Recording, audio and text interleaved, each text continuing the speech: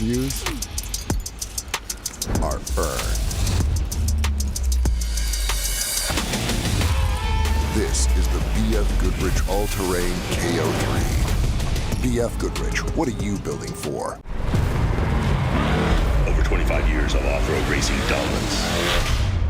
Proprietary patented race technology. Proudly made in USA. Unparalleled customer service and support.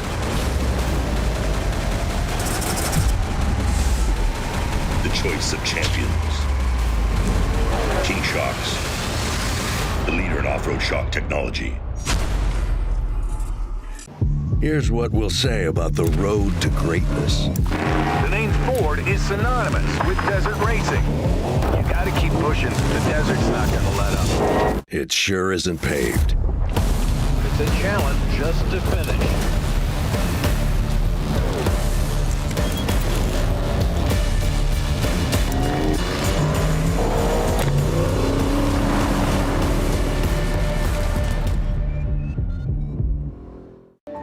From an early age, we race.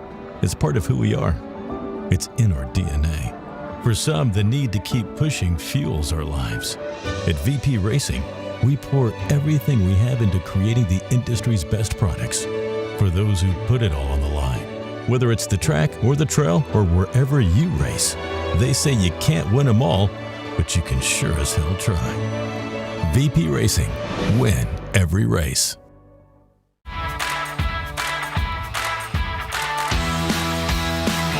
Hey Nick, can you hear me? Oh yeah. I might have to change the rear sprocket.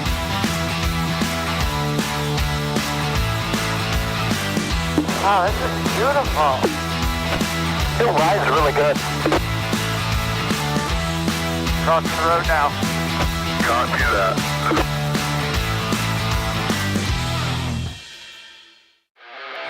It starts with a line, a choice, a commitment to the surface beneath you, on the street, track, or way off the map. We don't just build tires, we build an unfair advantage.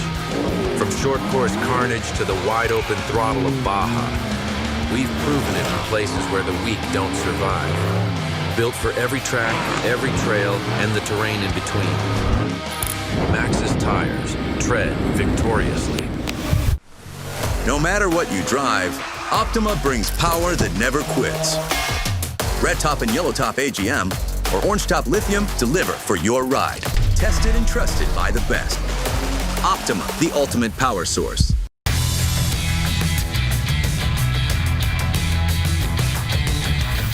The finishing touches of any off-road vehicle are the things you add to make it your own. That's why we've developed a full collection of over 70 Polaris-engineered accessories specifically designed for Pro R.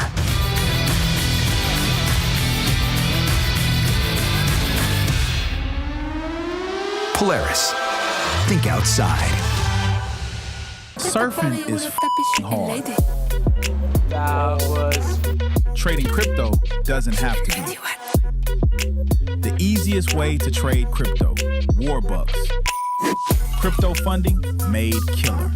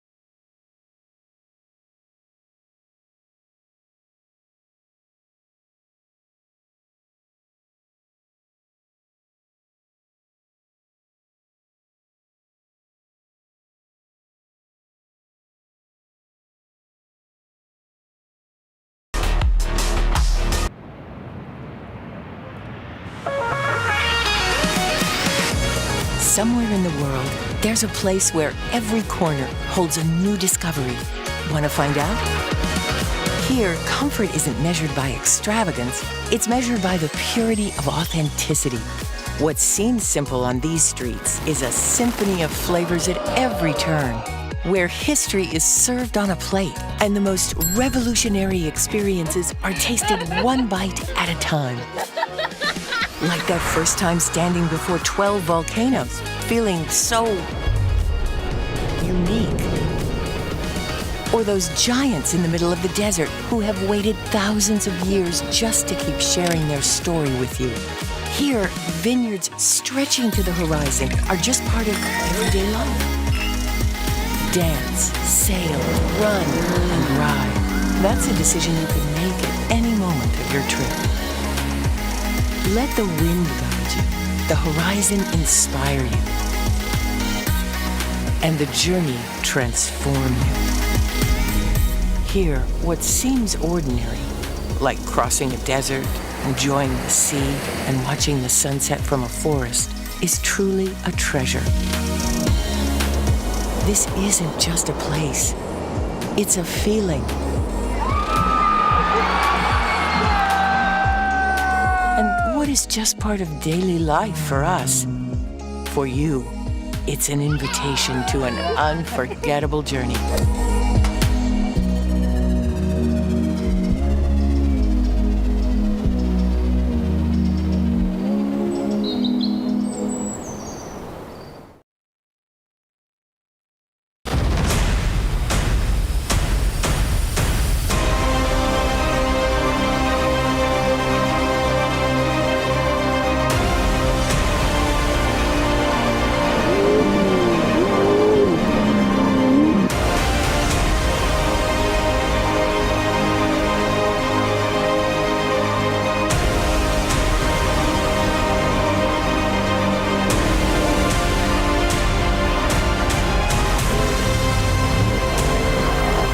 Just listen to that motor.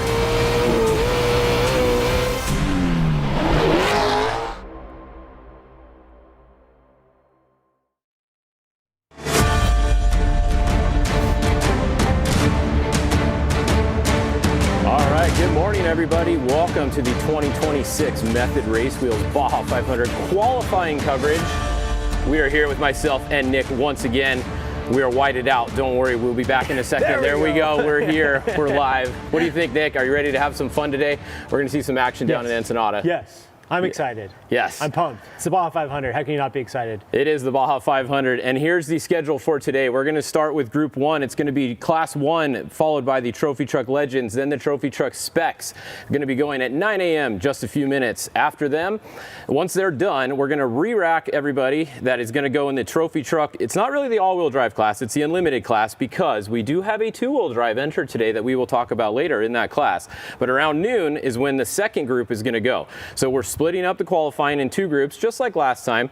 However, there is one change that we will talk about more later, but I just want to throw it out there real quick. The Trophy Truck Unlimited class will be qualifying in a separate group, and they will also be starting in a separate group now. Correct. If you guys remember at San Felipe, they intermixed everybody in qualifying, and it kind of didn't work out so well for some of the Trophy Truck guys that had to qualify later on a torn-up course. So they cried a little bit, and now they have their own group. So the Trophy Truck Unlimiteds get to go first. It's going to be 12 of them, I believe, and they're going to be starting 1 through 12 no matter how they qualify. The worst they could do is 12th or 13th, whatever it is, and then they'll be there. So one change to keep you guys posted on today. You can see everybody's just finishing up their practice lap right now.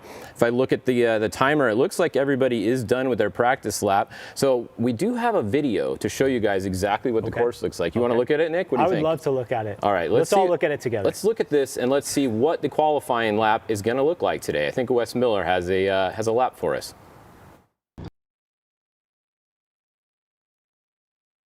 Right here is the starting area. The course is 3.06 miles, so just over 3. So let's have a look. So you take off from the line here. This is an area we've run before. You've got a pretty good crest right here. They're going to launch off of that. A little off camber in this area. Slight left downhill. over this crest and down into this section. They graded it so you can stay to the left of that bush and tree, which I think is a little bit preferred. Go over this crest into a G out to a slight left to more of a 90 left, a little silty in that little G out, up over this crest. You got some bumps right here. Over this rise into a G out with a little bit of a rain right there. Nothing too big though. And then kind of a long sweeping right, heading uphill a little. And this is going to bring you up into some brush in this area. You've got a beyond a 90 right into the G out up this hill. A little off camber right here, but you got this berm on the outside to help hold you in. But then as you crest right here, this is going to be a slippery corner. So there's no berm to hold you, and it's real slick right there. So I think people have trouble in that area, really kind of just have to baby it through that corner. And a slight right to a G out to a 180 right, dropping down. Another off camber kind of left right here. You really want to slide out into that rut right there, so you got to be careful.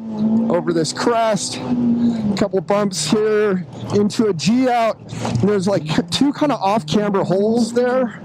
To another G out to a sweeping right. Over this crest.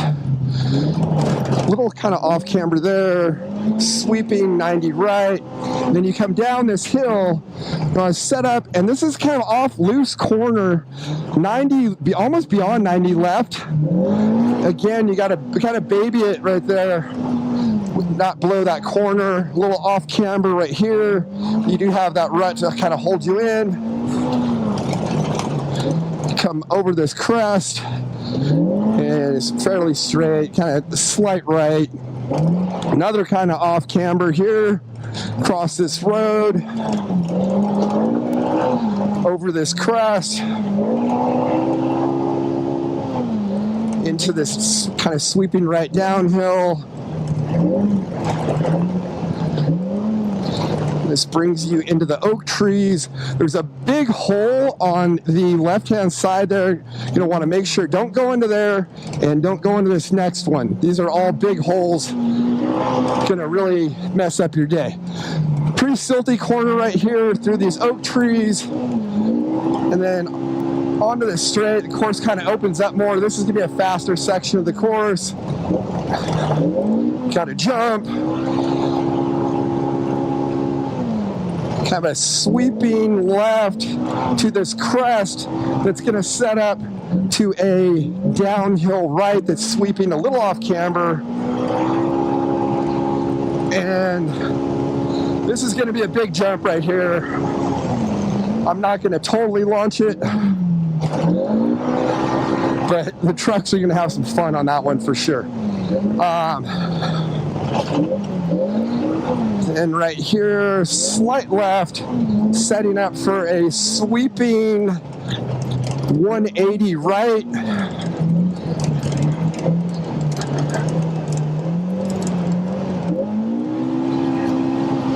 Come over this crest, and you've got another jump.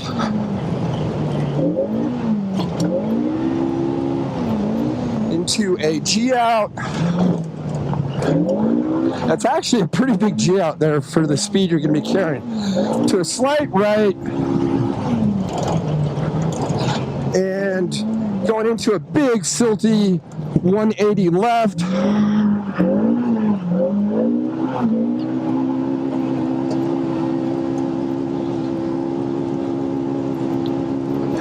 Going over this crest.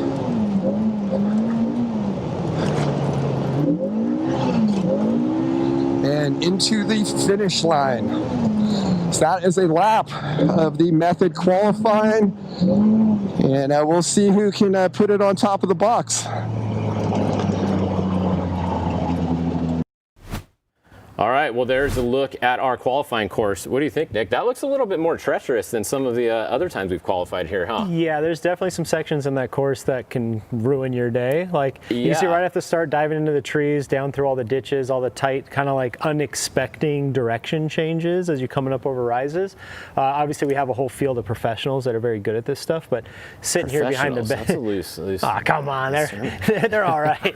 But sitting back here behind the bench, watching that, trying to put myself in that position, that definitely looks like a pretty complicated, technical, got to play it safe qualifier, but you got to let it hang out and try and put down a fast lap. Yeah, definitely. Well, the Class 1s are going to be the first to go. First off the line is going to be the Brad Wilson 138. We can see him lined up over there. We think we're still on time for a 9 a.m. start, but my clock just clicked 9, so we're going to sit here and we're going to see if we see him go any second or not. But we can talk about the entry list real quick. So Brad Wilson is first here. We have Kyle Quinn qualifying with him in the right seat. Behind him, we have Cody Parkhouse.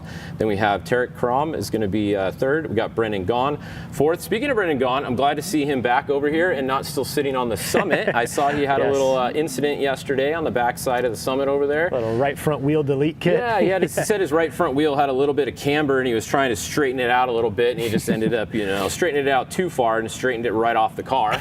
So he had to take a little extra, little siesta out there and wait for some parts, but good to see Brendan here. So Brendan is going to be fourth today, followed by Cody Reed in the all-wheel drive Class 1 car, and then Morgan Langley in the 150.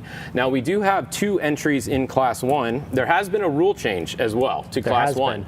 So we have 2 4,400 cars. These are the King of the Hammers 4,400 cars, the unlimited class of King of the Hammers. We have Vaughn Gittin Jr. and Lauren Healy. They are entered in the race, but they're not allowed to qualify today because the rules for qualifying state that you must have raced the prior race in your class in order to be able to qualify. Right, which shook things up for a couple other people in this field today as well. But yeah, leading that, there are, like I said, 2 more Class 1 drivers, which is cool to see the class growing and more people on the racetrack. So yeah, it's kind of interesting because they have, Class 1, they implemented a rule a few years back where you're not allowed to have a solid rear axle in a Class 1 car. Correct. But now they made kind of an exception where they said that if it's a 4,400 car and it gets approval from the class, they're allowed to enter it. So I guess both those guys got approval from the class. They got their pocketbooks out, or they did something to to be able to race the class, and now we have 2 solid rear axle cars in Class 1 racing today, or on Saturday. They're not qualifying today, so they'll be starting in the back. Now, the other rule that is, we want to make sure everybody knows this because last time this was a little bit of confusion. The rule is if you DNF the qualifying, you start after the last qualifier in your class. Got it. So if the Class 1s, remember they're mixed with the trophy truck specs and the 2-wheel drives. Say the last Class 1 qualifies 10th overall. That means if somebody DNF'd, they will be starting 11th because they'll be behind the last person to finish in their class. Got it. So if you brake today, do not fix your car. Yeah, do not run finish your and lap. get parts and finish your lap, because if you finish your lap, that is going to be your time. So you're better off not finishing your lap if you brake today. So even if you get a flat tire or something, you're better off not fixing it and just start behind the last guy in your class. So just want to make sure everyone's aware of the rules, because I know not everybody always reads the rule book. So there you go. There it is. So after the Class 1s, we're going to have the Trophy Truck Legends. Who do we have racing there? We've got the 85L of Clay Lawrence, which will be piloted by Josh Daniels today. The 1L of Gustavo Vildoso Sr., piloted by Ricky Johnson. The 99L of Sean Runyon. And the 61L of David Payne, piloted by Larry Rossler.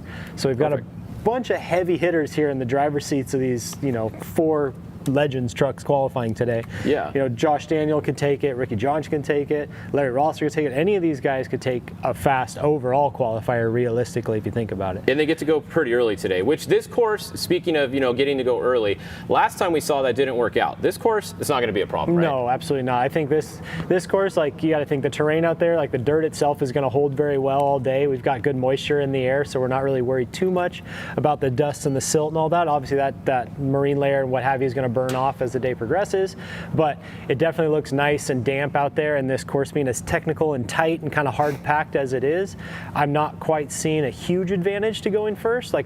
versus going last. But also the only thing I think is some of those kind of like downhill canyon turns where you're wanting something to lean on. Those dudes later on today will have that edge to lean into versus right now where you're kind of going out there blind. But like I said, it's a very unique qualifier, a little bit more technical than we've seen before. Usually we'll see like a map here on the screen and we kind of point this out, but seeing Wes's in-car there, you definitely, some spots where you and I were watching like, oh, make sure you stay on the track, keep the tires on the trail here, else you're gonna end up in the ditch. So let's really hope that everybody, you know, keeps their vehicles in one piece today and nobody's doing any late night repairs. Yeah, you do have 2 days until the race, so go for it. Yeah, for fish's sake, let's see somebody we want to see some action today. We want to see some action. So we're just waiting on the start here. If anybody down there knows when it's going to start, let us know, and we can get you guys some action soon here. We should be starting any minute. We're supposed to start at 9, but we are on Baja time, 9 o'clock, so that could be any time. Right. But first off the line, like we said, is going to be Brad Wilson. We have Kyle Quinn driving. You know, looking at the Class 1 entries, we have the 168 Cody Reed. I do see that the qualifying driver today is going to be Adam Fancook. Right. Now, that is going to be fast. Yeah, so that's the thing, too. In the Class 1 field, you've got a bunch of veteran Class 1 racers. You got, obviously, Kyle Quinn driving for Wilson, Tim Wilson, different Wilson. Tim Wilson driving for Brendan Gaughan. It's a 2L Wilson is what Brendan Gaughan says, right? The 2L Wilson, that's what he always calls him. Got it. And then you even got Paul Keller there driving the 150 for Morgan Langley. So you've got a pretty stacked field of Class 1 drivers here in the qualifying position. So should make for a pretty fun day of qualifying for all these guys. Yeah, we'll see how far up one of them can start in the overall. Like we said, the fact that the track's not going to deteriorate much today is going to definitely help people that are going later in the day. I personally like qualifying here because I like that the track doesn't deteriorate. So your starting order doesn't determine your outcome quite as much as it does when we go to like a softer area where there's silt. Absolutely, absolutely. So hopefully we get some action going here. It looks like they're ready. I don't see anybody standing in front of the car. So we should be going any second. It does look foggy though. Check out that fog. Yeah, absolutely. And you know, that's a good and a bad thing. It's a good thing for engine temps and all the vitals of the vehicle and good for horsepower and all that. But it is kind of a bummer when you're looking for visibility and you kind of want to look a couple turns ahead, or you're trying to maybe drive not just off your GPS, but you actually want to maybe sight see what you got going on. Like I said, this has got to burn off later on today as the day progresses. Like, it's going to be nice and foggy this morning, but as things go on, it's going to definitely warm up and clean out. So yeah, looks like we got our drone ready to go. Now, how important do you think on this course that we've seen? You know, we've seen a lot of pre-running and stuff through socials and everybody's videos and all that, and you know, a lot of potentials for, you know, I hate to say it, but the bottlenecks and the breakdowns on the course, and obviously qualifying up front's gonna be very important. Yeah, here we go. We got the first car taking off. All right, Brad Wilson off the line. Let's get some action going here. This is Kyle Quinn driving. We got Ricky Hardy is going to be in the right seat there, or the wrong seat, whatever you want to call that. A little less stress there in the right side of the vehicle. So he's going to dive down here into these bushes like we saw through Wes's video, and this is where things start to get a little technical. Yeah, this course is more technical than some of the other times we've raced here, I think. I think so, It looks like it, right? Correct. Some of the other times it's almost looked too easy. Yes. So I like that they mixed it up a bit, gave them a little bit more technical stuff. And a lot of it too, like even watching Wes's video, a lot of like the natural flow, like where you think the course is going to go one way, they seem to have a bunch of tires stacked up that direction and have you sent off the other way. If you watch this right here, Kyle Quinn, like the course looked like it wanted to go right, and he had to dive it down left down into the trees. So definitely, it's definitely going to be a game of trying to, you know, pay attention on your sight lap and take your notes and watch your videos. So when you go out there, you have full confidence going through the corners. What did he say? It was a 3-something mile course? Yeah, just under 4. Yeah, just under 4. So what kind of times are we looking at here, do you think, today? For how technical this is, man. 5 minutes? Yeah. I bet you the big guys get in the 4s. Under? Yeah. Yeah, I bet you they're under 5. We'll kind of see right here, because Kyle Quinn's a pretty good driver. Yep. So this will kind of give us a little baseline of how far off our guesses are. Good to see the Wilsons out here, one of the longtime families of Baja. Been racing down here forever. Keeping it in Class 1. You know, if they wanted to, they could go race whatever class they wanted to. Sure, but they like the buggies. They like Class 1. Full-time buggy dorks, they like to call them. And we're out there having fun. So we'll see how they stack up today. I do wish that the new entries of 4400 cars were qualifying today, because that would be fun to see them qualify. Me too. But I think this course would suit them very well, Definitely. especially with the all-wheel drive and the front digging and the live rear axle. I mean, you qualify like a truck. Exactly. Yeah. But they will get to qualify the Baja 400 because they are racing the Baja 500. So that is the rule. You have to race the prior race. So once you do that, you get to qualify next time. Yeah.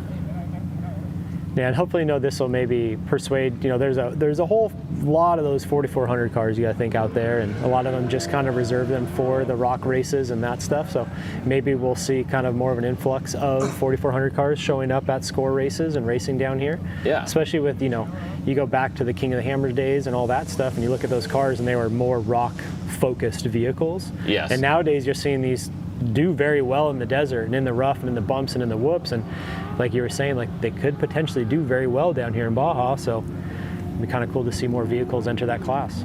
That's going to be a big sender right there. That is going to have some. That is the big jump. That is part of the race course. So when you guys see all those videos, during the actual race, and you see everybody sending it in Rancho Nelson, that is one of the jumps that they send it off of. It's always fun to see who gets the farthest. So here we go. Here comes Wilson. Let's see where they land. A little bit conservative. So if we keep an eye on the King flag, did you see that King flag? Yes, that was I in the did. middle there? I did. We'll kind of see who can make it past the King flag. So we got the second car off the line here, Cody Parkhouse, the 127. Looks like it is Cody himself driving today. He's got Justin Herman in the right seat. Got in-car here. Perfect, our first in-car of the day. All these in-car cameras are so awesome to watch now. You get to go right in with the drivers live in the cab, see exactly what's going on. You can see this is my favorite view because you can see the GPS, you can see the speed on the top left corner of the GPS. You can see the gear that they're in front of the steering wheel. Looks like he's in second gear there. Third gear now, you see him shift. Gives you a good perspective exactly what's going on in the car. It's real fun when you're the crew too, because now you can just watch this and know what's going on the whole time. Yeah, there's no more, post-qualifying. I was going so fast, if I would have just, nope, we watched it. We saw you bobble that corner. That's on you, pal. Okay, we got a time, 4:16 for Brad Wilson, okay, so I was off. So yeah, it's going to be faster than I thought. So now do we think? They're going to be under 4, obviously, because that's a two-wheel drive. So the all-wheel drives will be under 4. Is the question, how much under 4? Are we going to see a 3:30? I don't know. That's 45 seconds. That's pretty great. Well, maybe on the big trucks. So here's a perfect example here of how technical this course is going to be and how important it is just to keep your tires underneath you and keep driving forward and not floating around. Yeah, look at how hard it is to turn those Class 1 cars because they have all that weight in the back and it's just kind of throwing them side to side in the corners. Well, you can just see how violent it is inside the vehicle. That's definitely, when we jump to other in-cars, maybe ear note this and pay attention to how much these guys are getting beat up and kicked around. And Class 1's definitely the man's class. You gotta be tough. You gotta drive these things. Yeah. Oh. See, like I spoke earlier, like it feels like the natural progression of this qualifier. Like you wanted to go right up that ridge, but nope, you're hooking hard left. So big props to the guys setting this qualifier up, keep people on their toes. Yeah, you got to make it kind of interesting. If it's sometimes it's a little too easy. It seems like everyone just cruises around and then gets the time. I like it when it's technical because you got to use a driver. Right. And remember, the start of this race goes through the same area. Right. So the qualifier does kind of set the pace for the start of the race. Sometimes if you have a super technical qualifier and then it's a wide open start, it doesn't really carry over. Or if you have a really fast qualifier and then it's a technical start of the race, it doesn't carry over either. So you might get stuck behind somebody that's not that fast in the tight stuff. Absolutely. So if you qualify fast today, you're going to be good potentially at the beginning of the race. All right, he's at 2:22, the halfway mark. Wilson was at 2:30. So he's got 8 seconds on him on the halfway mark.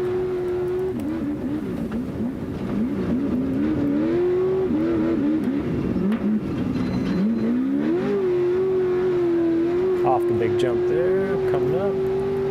And so we've got a third car going off the line here, the 158 of Tarek Karam.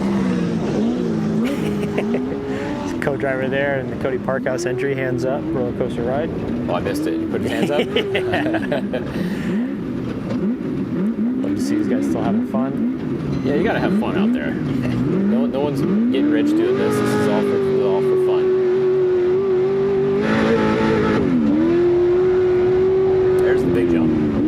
There we go. I think that's the one coming towards the finish there. Yeah. So he should be coming around to the finish here shortly.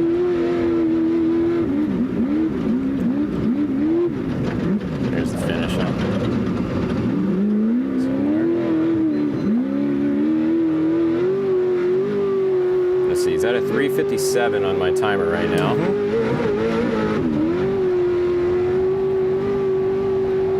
Oh, there we go. He just finished. Here comes across the line in a 4:02. Okay, so new time, new high time after 2 people. So I don't think that a 3 and change is too far-fetched. No, just seeing that car qualifying from the outside and getting thrown around a bit and everything, I think we're going to be at a 3:30 probably by the fast guy, yeah. What kind of car we got here? We got the 158 entry here. Looks like an older Porter car maybe. So I'm not familiar with this name. Neither am I. I don't believe I've read this name off before. So if anybody out there in the chat has any info about this person, let us know. Oh, it's an ES car. Yep, so I was right there with the Porter. We'll see how they stack up. I don't know if this is their first race or not.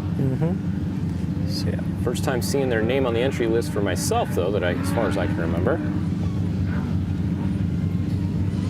These ES cars have proven themselves time and time again down here in Baja and across the states and all the other forms of desert racing. So good tried and true chassis right here.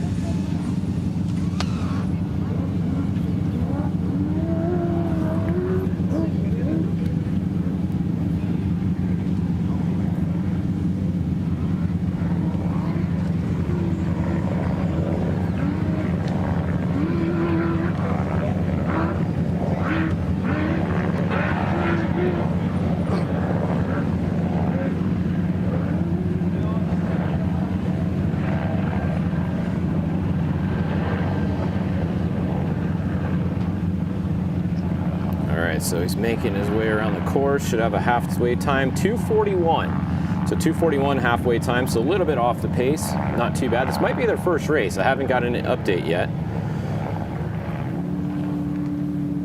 See, somebody said he's run the Nora a couple of times. Okay, so he has some experience in Baja. He's been racing Nora. Here goes Brennan Gaughan. Hopefully he keeps that right front corner on during the qualifying run. 162, Brennan Gaughan out there with Tim Wilson riding with him. Well, at least we can know Tim can fix the car if he does have a problem. Right, and we know we'll have a hot time here from Tim. Or that is Tim actually driving. Correct, Sorry, correct, yeah. Tim is driving. So we're at the 3:30 mark here for the 158 entry. Yeah, they're going to have to pick it up a little bit the second half if they want to have a top time here. But the race is not today. You cannot win the race today. You can lose the race today, like we always like to say. Better safe than sorry. Not all of these guys have full crews that would be able to rebuild the car in 2 days. Correct. Some do, some don't. Takes a whole lot of hard work. So we're already halfway through our Class 1 qualifiers. Once this car finishes here. Not going to beat our low of 4:02 because you can see he's at 4:10, still on the track.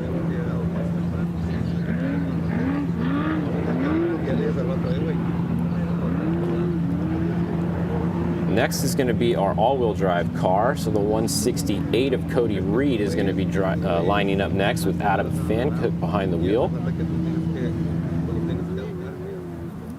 I would expect that to be our high qualifier in Class 1, simply all-wheel drive, and Fancook behind the wheel.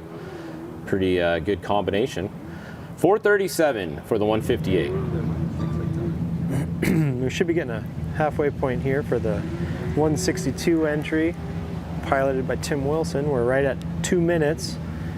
Now, Tim Wilson's been driving a little bit of everything, huh? I remember he was in a Spec truck recently. Yep, Spec qualified truck. fast in that. He's kind of a jack of all trades. Great fabricator, great prep guy, can drive just about anything. He's definitely a hidden talent.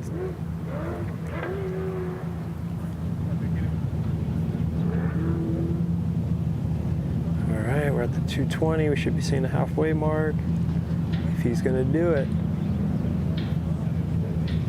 Yep, there we go, with a 223 at the halfway point, which would be our 1 second off of Cody Parkhouse. Yeah, pretty close. 222.5 and 223.5. Literally, exactly 1 second, like you said, 1 second off. So some of these guys are faster in the second half, some are slower. Let's see. Hopefully he can be faster if he wants to take that top spot for right now. But I think this next car right here is going to be the one to beat, the 168, if they have a clean run here. Correct.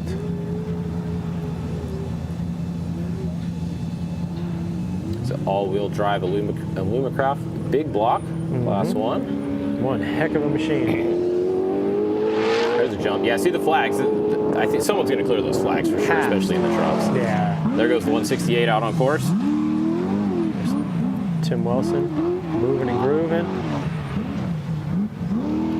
Now, if I remember correctly, this car at San Felipe was running the big tires. Yes, he had the 42s. He was the first car to race with them recently. Correct. First one to race with them. And I don't even think he had a single problem all day with them. He didn't have. I don't think he had a flat tire, did he? Not that I know of. Yeah. So they seemed to work out pretty well in San Felipe. San Felipe is a rough course. Should be coming in here towards the finish here pretty soon. He's at the 348 mark. Let's see. Let's see if he can do it. For the 162, we're looking for a time. Yeah, 402 is the time to beat right now. You can see he's at 4. I don't think he's going to get the top spot. Maybe not. Sometimes that timer goes back a couple seconds, so. Oh, he's right there. Let's see what we got. Nope. 405. 3 seconds off the 127 Cody Parkhouse entry. Now, I think those are two completely different vehicles. So the 162 that Tim Wilson was just piloting is an older HMS car, kind of a shorter, stubbier race car, right? Yep. Older chassis. Cody Parkhouse is in more of a modern, it's a Jimco, a modern, longer, bigger, unique rear suspension designed vehicle. So, you know, I personally would have thought that the 162, the Brennan Gaughan entry, would have been tighter, more technical through here with the smaller car. Yeah. But, you know, maybe it's just a little rougher than we thought, and the Cody Parkhouse Jimco car maybe ate through some of this stuff a little bit better. This is looking pretty fast right here, though. That all-wheel drive, you can see the difference. Like just watching the corners. Oh, almost went the wrong way right there. But look at how easy that is. Oh yeah. Yeah, look at that flick right there, and it's just on the gas. This dude's hanging out at the rally schools too much. That was pretty cool to see right there, the difference. And that clip, if you ever want to see the difference in all-wheel drive, watch that 1 second clip right there. You have to be able to pivot that car and then just pull straight out of it. That makes a world of difference. Almost went the wrong way, and then turn and gas and go.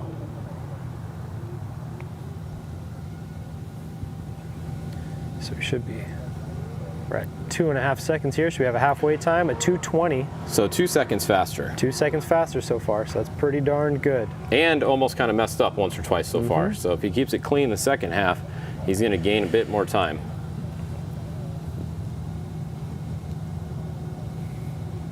So you can see he's in first gear, then second gear in the middle there. First gear, first and second gear. Third gear, off the jump. Oof.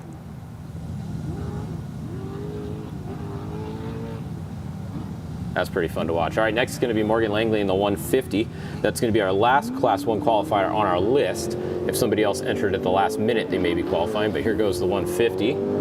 Rob Archibald is on there as well, it looks like, on the 160. So that is a late entry. I'll write that down on our list.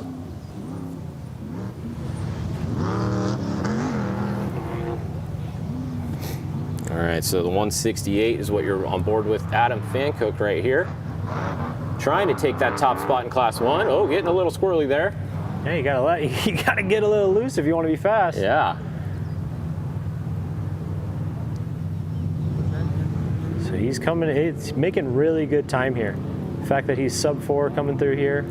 Oh yeah. Yeah, look at that front, look at the dust. Oh, yeah. And you turn the car completely different. You can actually ride the outside of that berm and actually use it and not have to snap and shoot. Yeah, you can see the traction, just the roost that it's throwing off the front tire. This will be our new fast qualifier right here. Oh, for sure. Great work there by Cody Reed. There it is, 4 minutes. Fantastic run. Great driving by Adam Fancook. That's not, I thought he was going to be faster than that, honestly. 2 seconds. 2 seconds is not that much. Right. So on the course here, the 150, the Morgan Langley entry, piloted by Paul Keller. Morgan Langley, and then Rob Archibald, the 160 is going to be our last Class 1. Yeah. Got his name here on the computer. We'll see him go through the flags or not. Yeah, Rob. Yeah, it looks like he did his practice lap. Oh, perfect. All right. Got a couple East County locals over here.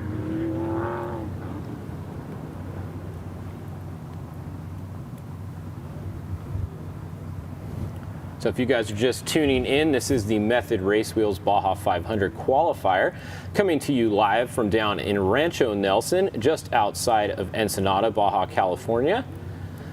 Pretty cool place, Rancho Nelson. If you guys have never checked it out, it is open for spectating. You can go watch here on race day. It's kind of a fun spot to watch. They set up little tents. They got easy ups. They got food and drinks. They got bathrooms.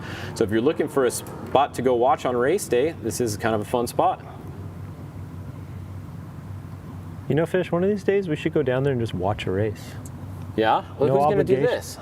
Well, I mean, not. They can find somebody. We can do the qualifying thing, and then you and I can just go down there. We can watch some race cars go by. I used to do that. I've never. I'm always just involved in things. No, I've never. Man. I haven't. When was the last time you spectated a race, Fish? In Baja? Just anywhere. Just spectated. No obligations. Trying to think. It's been a while. It's been a while. All right. It's honestly, Baja's fun because you can go and hang out. The other races are not that much fun if you're not racing, in my opinion, because the pits are just slow. There's not much to see. Like, you don't have access.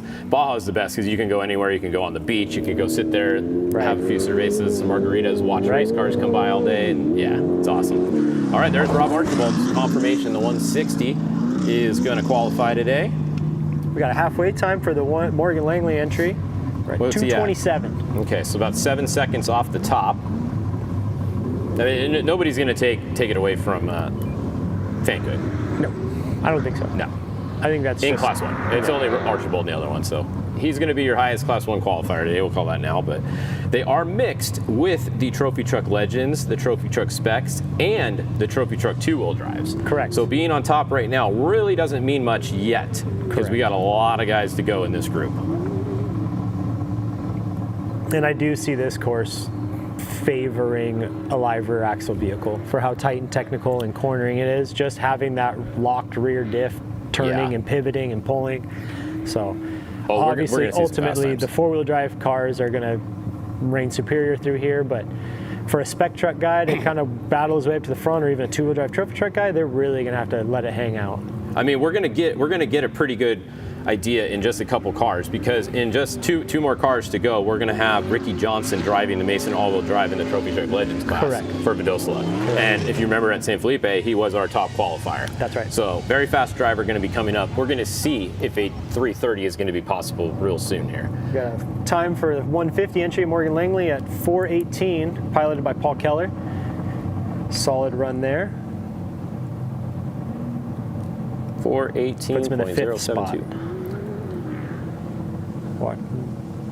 Following along Rob Archibald here. The old affordable rain gutters cars.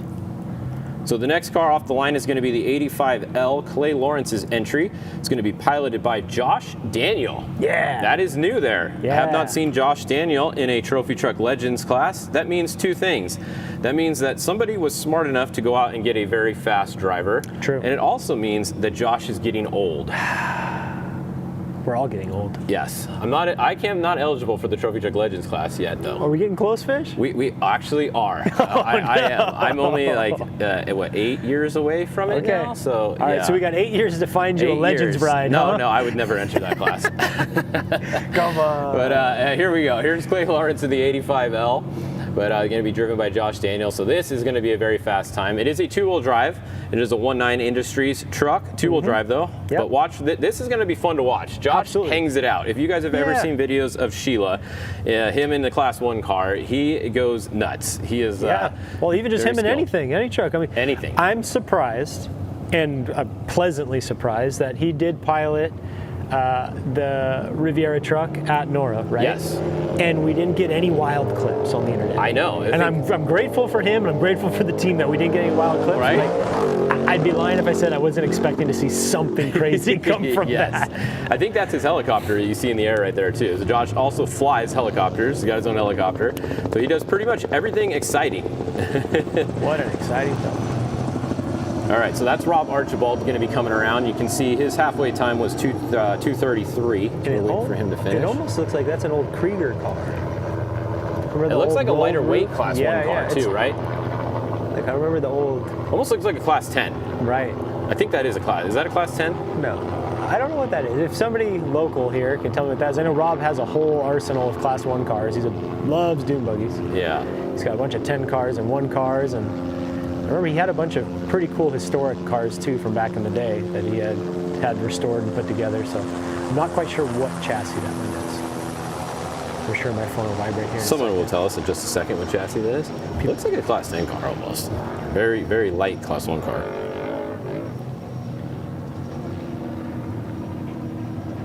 That is definitely a conversation to be had. You know, everybody's in all forms of racing. Cutting weight means adding horsepower.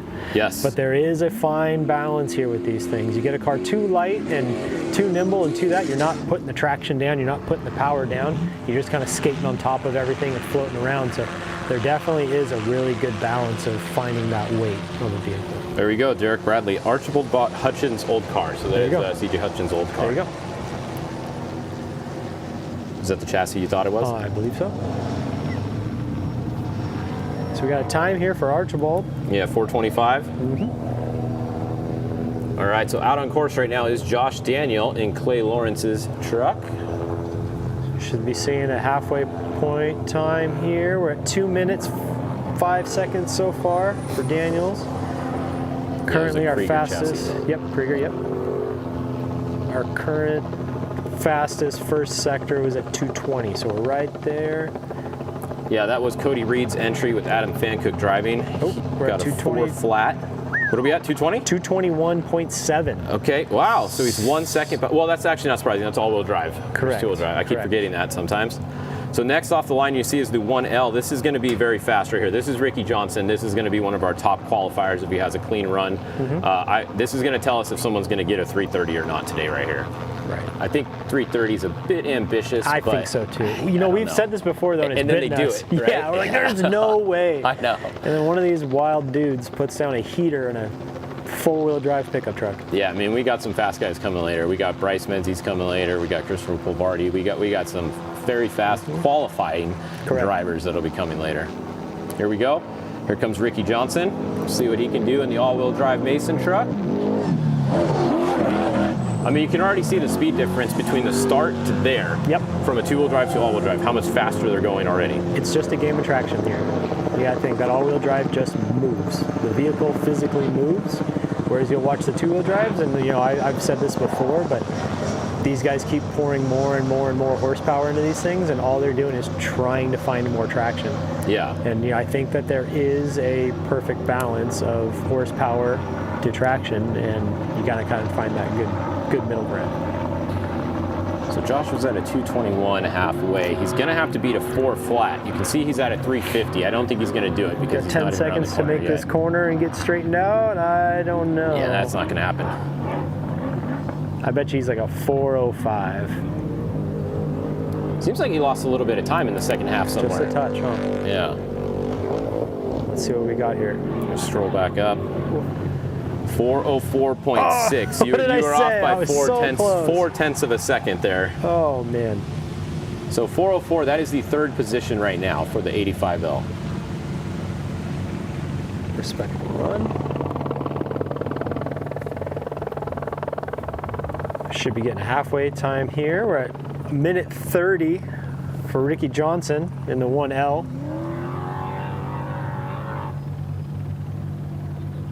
I mean, doesn't it look nice, Fister? You could be just sitting right there, bed of the pickup truck, watching race cars go by, eating a breakfast burrito.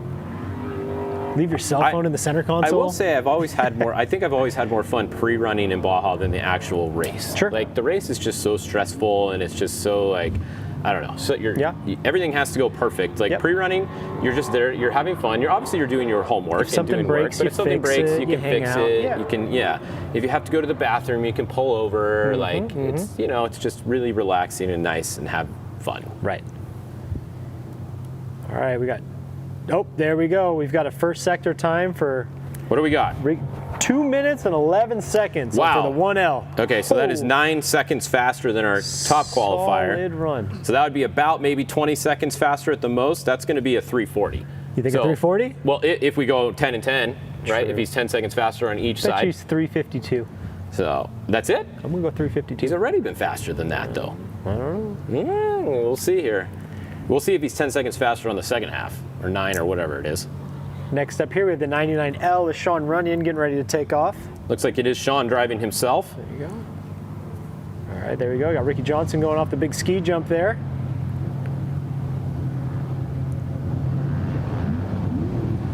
He's moving and grooving.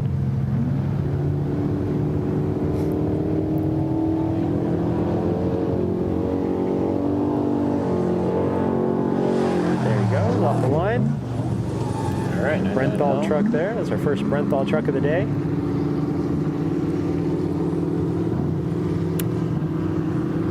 So we have 4 qualifiers in this class. We do have a couple that aren't qualifying. I'm trying to find it on my list here, or just one maybe. 330. The 25L. 332. Oh, maybe you're right. 340? 340 was my guess. Looks like it's going to be just over that a little bit. What did I say? 352? Whoa, look at that. Oh, there you go. Let's see. 345. All right. What'd you say, 350? Yeah. We met in the middle. All right. Yeah. All right, new high time. No surprise. 345.056 for the 1L.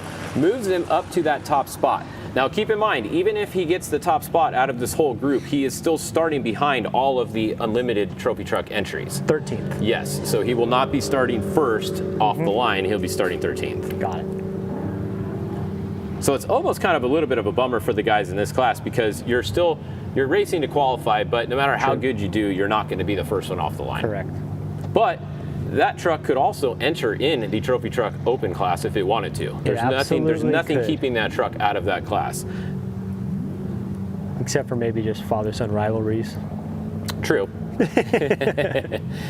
Here goes the David Payne entry. This one is going to be driven by Larry Rossler, another very, very fast Baja veteran. And did you see who's riding in the right seat? Who's riding? Andy Grider. Andy Grider, another very, very fast ex-moto bike guy down here. Moto bike guy. Moto bike guy from Moto Baja guy is what I was trying to say. Yep. Moto Baja guy, won a lot of Baja races. He's been on some very fast teams. He's also done a bit of UTV racing here and there for fun. Yep. And what is the old adage? With age comes a cage, right? It is. And Andy has found himself in a very fast truck with a very fast driver. I like it. I like it. Cruising past the 220 mark here for the 99L of Sean Runyon on the first sector. We should be seeing a halfway point here pretty soon. I don't like it when a lot of these people that are friends and kind of around our age are now in the Legends class. Like we said, I mean, it's not good for us. It's not. Actually, the Legends, the co-driver doesn't have to be 50 though. Oh, okay. Andy's maybe not 50. I don't know how old Andy is, but he might not be 50. Just the driver, any driver that drives in the Legends class has to be 50 years of age or older. Co-driver is open. I see. So there is a chance we could get you in a Legends truck. Sooner than that. Never. 61L taking off here.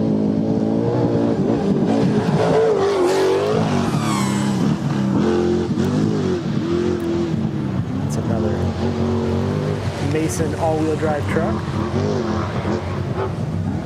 Sean Runyon going through the big ski jump there.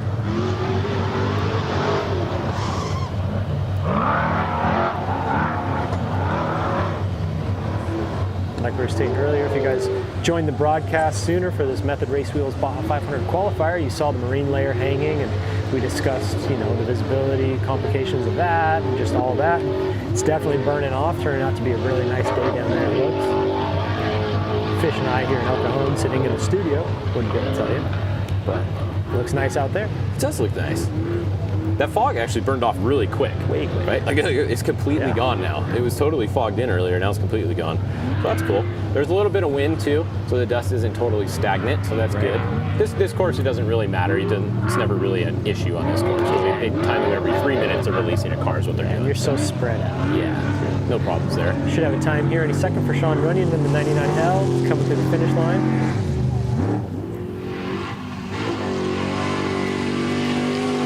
We've got a 4-minute 22nd for Sean Runyon. We should have a sector time here pretty soon for the 61L, our second Mason all-wheel drive on the course.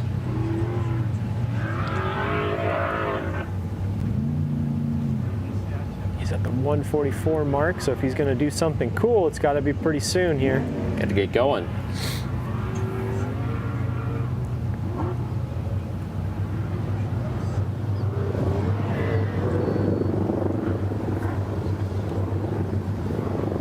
All right, so David Payne. Let's see what his Larry Rossler's time. Next, we got Brent Fox. Now, this guy definitely has the title of the most races raced this year so far, and last year. Guy's crazy. He races every race there ever is. It's awesome. He just raced the Nora 1000 and won. Yep. He did. Pretty Congratulations to that payback one. too. I think he got 70 grand there. That's a lot. So that was pretty cool. So good job, Brent. Now he's out here. He's ready to go here. I'm sure he's racing whatever the next race is next weekend. He races every single weekend. Yeah, everything. He bought Vegas to Reno. He's got them all going on. And he's getting faster. I mean, he's not slow. He's not just cruising around at these races. He's winning. Yes. He's winning races. Yeah, he's got a really solid team of family members and friends and everything. And I've never seen anybody without a smile on their face in their camp ever. And yeah, they're prep guys. I think it's the Mach 1 race prep that does their stuff. Shout out to them because they have to prep a lot of cars in a little amount of time. Right. He does have a couple, so it's not always the same truck, which makes sense because there's no way you'd be able to do back-to-back races with the same truck. And he does have a fleet of Class 11 cars too. Yeah, Class 11s are fun, right? Heck yeah, terrifying fun. There he goes, 282 off the line. And he is driving today too, that is him. Yep. We don't have a listed co-driver, but he does have a co-driver in there. So Larry Rossler in the David Payne entry should be finishing pretty soon. You can see him coming around. Oh, he hit the berm right there. That might cost him a second or two. What the heck's Grider doing over there? Yeah, hit the wall. We got 221 was his sector time. He's at 340 currently.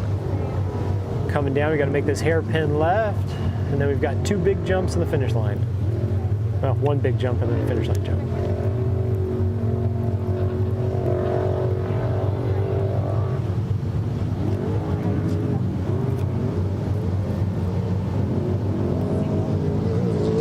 He's at 4 minutes there. He's not going to have the top time. Coming down here. There he is. 404. 404. For sure.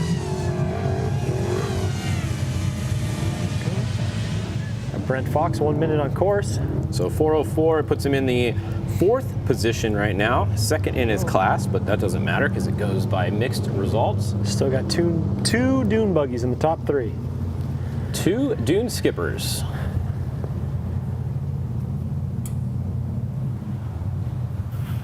All right, so next we're going to have Patrick Weiland. Did he leave yet? Nope, looks like he's still down there. Still parked, yep. We do not have a sector time for Fox yet. He's at 144, so we should see something soon. It is Patrick driving today. He's got Drew Stanton riding with him in the 237. It's a Brenthal Industries truck. Patrick's a little bit newer to off-road racing, I believe, too. Correct, yep. Haven't seen his name too many times. Yeah. Truck looks good though. They got a nice wrap on it. They got a nice wrap on all their chase stuff. They come in looking flashy. Let's see if they got some talent to go with it. Right. Yeah, definitely coming in under the Brenthal team. That's definitely a cool service that Brenthal offers. You know, to come into off-road racing, it takes a lot. It's not just buying a truck and going racing, because you need the chase trucks and the crew guys and the know-how and the what to do and all this and the prep shop and all that stuff. So Brenthal definitely offers the service where you can just arrive and drive, and I do believe that's what's going on here, where he's renting this truck for the season. I see him with the whole Brenthal team pre-running and testing and tuning and doing all that, so kind of alleviates some of the stress of having to get all your ducks in a row. You can kind of just drive a race car. Yeah, it's a great way to get into it if you don't have all that extra stuff, like you said. I mean, people don't really realize what it actually takes to go race, specifically in Baja. Oh, Baja's gnarly. It's way harder to go down to Baja and bring a team of guys and chase and everything than it is just going to do like a lap race, in Barstow or Vegas or something. You know, that's a question we get. You know, my brother and I have been racing together nearly almost 20 years next year, and we don't race in Baja just because we don't feel we have the infrastructure in place to make that happen yet. Yeah, especially if you want to win. Like if you're competitive, Correct. You need to have a lot of stuff together and have money and sponsors. You got to have it all to go down there and try to get a win. And if you don't want to win, then what the heck are you doing it for? Exactly. You might as well go spectate. Brent Fox with a 330. See if he can put the pedal to the metal. He's got a little bit more course to go here. I will tell you, I think he's going to be the top qualifier in the Trophy Truck Spec so far. So far, dang fish. Let's hope. I'm really going out on a limb on that one, though. We're going to see if he can be the #1 qualifier right now. Yeah, so far in the Trophy Truck Specs, I think he's going to get the top spot. So Brent Fox's team, make sure you screenshot this pretty soon here. We're going to have you the #1 spot. Post it on your socials, let the world know. #1 Trophy Truck Spec qualifier. So we're seeing it takes just shy of 10 seconds to get from that corner over here to the finish. So now it's always fun to see what times are for the top Trophy Truck Spec guys and then the Trophy Truck 2-wheel drive guys. 4 minutes and 9 seconds. 4:09. There you go. All right, what is that? The #7 spot. #1 Spec Truck qualifier. #1. Look at that. It has a #1 next to his name there. See? It's #1 qualifier Spec Truck. Tell your friends.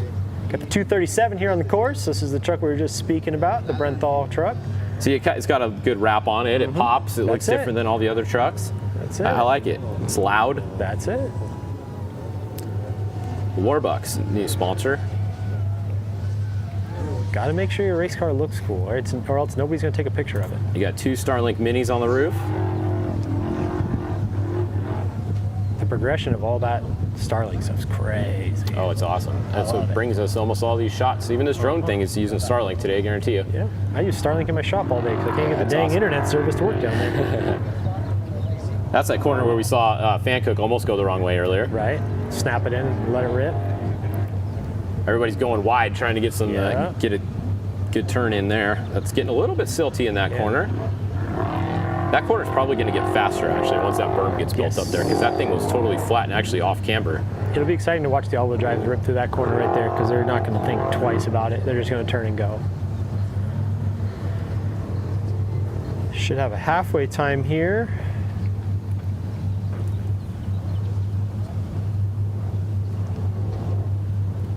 .241 for a halfway for first sector point.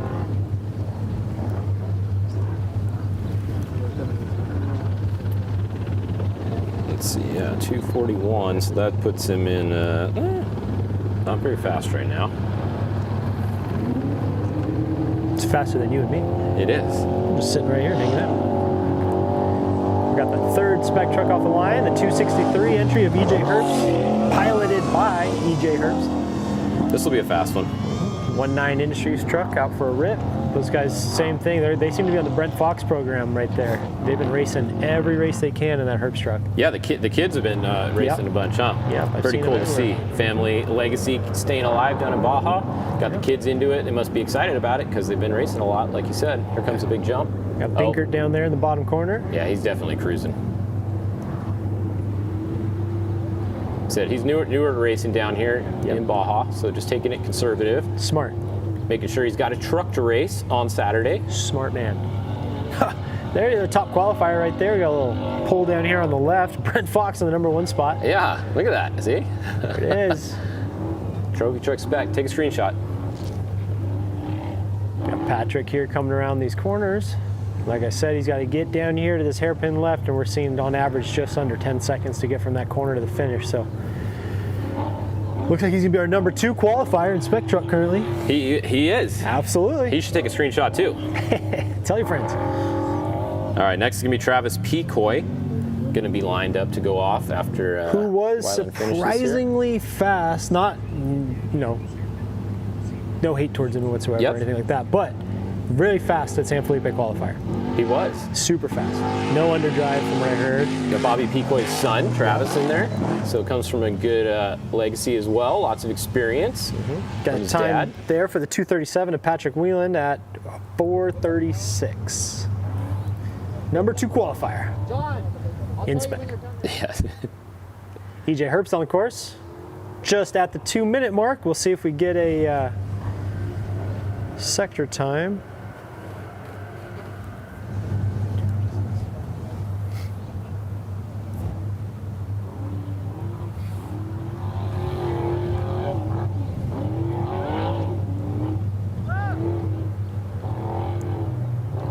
Got 2:21 here for EJ Herbst on course. Moving and grooving. Yeah, EJ coming around. So did we see Travis Pecoy leave yet? He should be going off the line any second. So Brent Fox's first sector was 2:24, and we just got a 231 for EJ, so he's going to definitely have to turn it up a little bit. Got to pick it up on the backside. Currently sitting in the 3rd position, though.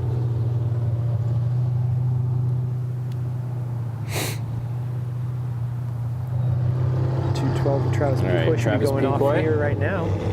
Getting ready to go. We're just going to need you to floor it, buddy. There he is. He listened to you. Hey, that got up and went pretty darn good right there. Truck sounds good. Now, for those of you at home that maybe aren't fully engulfed in off-road racing, the Spec trucks do all run the same sealed LS3 engine. Chevy base, GM Performance, 525 horse LS3. That's why all these trucks sound pretty darn similar. There's only so much you can do with the exhaust and the headers and all that. You can absolutely tune the factory ECU, but it must retain the factory ECU. There's no Haltech, no Motec, no nothing to control the engine management. So there is only so much you can do with these, and everybody's within the same 20 to 30 horsepower wheelhouse at the rear tires. So definitely a fun, equal playing field when it comes to off-road racing. So the transmission is the same as well, correct? Right? Yep, Turbo 400s. Yep, Turbo 400s, and you are allowed to run an underdrive. Now, that is not good right there. EJ, what are we doing? Everybody, watch out! He's going wide, taking out one of the King Shocks flags there. That's going to cost him a little bit. Hey, that seemed intentional. Yeah. A big switch to Fox. Now we're taking the flags out. Yeah, right. See what's going on here. All right, almost across the finish line. There he is. That cost him a bit, though. He's going to be in a little bit lower. 424. All right. Puts him in the number 2 spot. Oh, 2 spot. 11th overall. All right. So, but yes, like we were speaking, the truck's What's the transmission? Turbo 400, straight out of your motorhome. Obviously, nowadays they have a. You can have paddle shift, though, right? You can have paddle shift. Yep, it's a 3-speed, 1, 2, 3. You can run an underdrive on the back of it. How many speeds? 3. Oh, single speed underdrive. Don't you start that conversation. Are you sure? Yes, absolutely. Absolutely. And then, yeah, obviously a standard 3rd member, ring and pinion in the rear. Now, there are some options back there. And a lot of this comes down to torque converter tuning, underdrive tuning, differential tuning. Gear ratio in the underdrive is open as well, right? Yes, very, very crucial in Spec truck racing is all of that. So that is something that's relatively easy to change, right? The gearing in the underdrive. For the most part, so yes. For qualifying, some of these guys may change that gear ratio to have a lower, you need more torque. You don't need high speed. Like on this course, you're not doing 100 miles an hour. Yes. You want more torque, so they might be messing with some of that stuff. Underdrives or their diffs, or some teams will pull transmissions because there's gear set options in the transmissions as well. So there's definitely a lot of tuning options with the drivetrain on these vehicles. That's while what's kind of fun. Factory. It's a spec class, but if you're smart, you can still get some advantages here and there. Yep, testing is very important. All right, Travis Picoy, 219 halfway time. That's a pretty darn good. Speaking of 219, that's exactly who we have lined up right there. Man, did you cue that up on purpose, man? Holy smokes, Pierce Herbst here in the 219. 219 is off the line. Our third 19 Industries truck on the track. Got Picoy putting down a heater though. So if he's at a 219, Brent Fox, our number 1 Spec truck qualifier, was at a 220. Where was he at? 224 was his sector time. So Picoy's on one. Yeah, it's going to take faster than a 211. None of these guys are going to be Ricky Johnson's time, so we might as well have fun to see who's fastest in the Spec truck time. Because we got Jack Olgis, Justin Davis, Jason McNeil. We got some fast guys coming up here. Yeah, none of them are going to be Ricky Johnson's time. I'm sorry. So big shout out to the driver and co-driver who are both wearing gloves. I like to see that. I'm a big glove fan. Hey, when you're in the race car. 356 here. This is looking pretty promising. 402, come on, Picoy, go, go, go. There you go. What we got? We got to scroll up a ways. That's a decent time. Okay. Oh, there we go. New number one qualifier in Trophy Truck Spec. Travis Picoy in the 212. Mason Gen 1. 405. 405. That is going to be 4 seconds ahead of Brent Fox, who's in the number 2 spot. So very respectable run right there for Travis Picoy. What did I say? Remember San Felipe? He was fast as heck. Yep. These guys are moving and grooving. This is why we get paid the big bucks, because we know exactly what's going to happen here. You get paid? Yeah, all the big bucks. You don't get paid? Oh. I think just give us Maybe lunch. I have all of yours. Maybe you're supposed to pay me? What? Yeah. 219 of Pierce Herbst on the racetrack currently. He's been out there for 2 minutes. Jack Olgas lined up next. Another young gun. That's it. Came He's from fast. a long family legacy. His dad obviously owns Team Ford. Yep, Been around a long time. yep, Steve, been racing forever. Had a lot of good racers race with him. Rob McCachran, a lot of other guys throughout the years. Jack got to learn from some of the best, and now he's been driving his own truck for the last couple of years, at least 2 years, maybe even 3 years he's been in a truck now. Right. I believe this is the second season in the 1.9 truck. So pretty cool to see these kids. Once again, that just means we're getting older. Unfortunately, when these kids are racing, that used to be babies.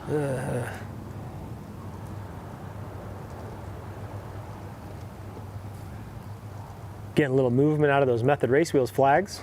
Yeah, some wind is picking up. Yeah, a little headwind off the start there, though. No fun for the Spec truck. It's going to take your speed away right there. Honestly, that's about you joke. 1.7 miles an hour right now, that wind. You joke, but a little bit of headwind.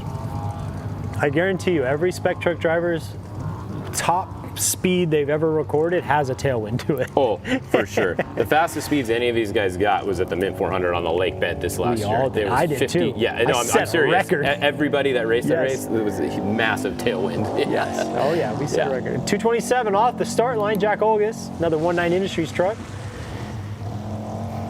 All right, Pierce Herbst making his way around. Burning that VP race fuels, moving and grooving. The 219 of Pierce Herbst putting down a very respectful time here. We're at 3:30, coming up to that hairpin left to send it into the finish. So let's see if he can keep it smooth the rest of the way. He was about 5 seconds off the top Spec truck at the halfway point. Correct. All right, he's got to make this turn smooth. See if he can smooth it out. Don't follow the other tracks. There it is. Yeah, that ay caramba. There you go. And then if you're sitting in the passenger seat of that truck right now, you're just screaming, dig, dig, dig, dig, dig, because you don't want to let off the gas. Yeah, it's floored. You short course it off that thing, don't even let off the gas. Just go. Yeah. Cool, Kevin Thompson land on the gas. That's it. There we go. Respectful time there for Pierce Herbst in the 219. Got to scroll back up. 410. There we go. All right. 410.692. So 5 seconds there off of our new leader. 1 second off of Brent Fox in the number 3 spot. Now the 241 here of Stephen Beal will be who's piloting this one? Jason McNeil. This is going to be fast. It's going to be exciting, and it's going to be out of control. And it's going to be Jason McNeil behind the wheel. And Jason back behind the wheel of a Geyser truck. Previously in a Tisco for the last few years. Did he sell his own truck yet? I have no idea. I know it was up for sale, and then he hadn't sold it the last race, and he's like, screw it, I haven't sold it, I'm going to go race it. Race San Felipe, yep. But he's not racing it here, so maybe it's sold. And someone will probably text me any second and know if he sold it or not. Potentially. So Corey Geyser drove this truck a few times and was really fast in it in qualifying, I remember. Yep. So let's see. The truck is definitely capable of getting up there. Truck's capable. Driver's capable. Yes. Let's see if this is a recipe for success. See how it goes. Should get a halfway time here for Jack Olgas. Yep, we do at 226. Just a touch off the pace. See if we can turn it up on the second sector. Let's see. What was the fastest guy? Was it a 219? So a little bit off. Everybody seems to be pretty consistent so far. I haven't really seen anybody make up time on the second half. No. The second half seems to be slower, if anything. No.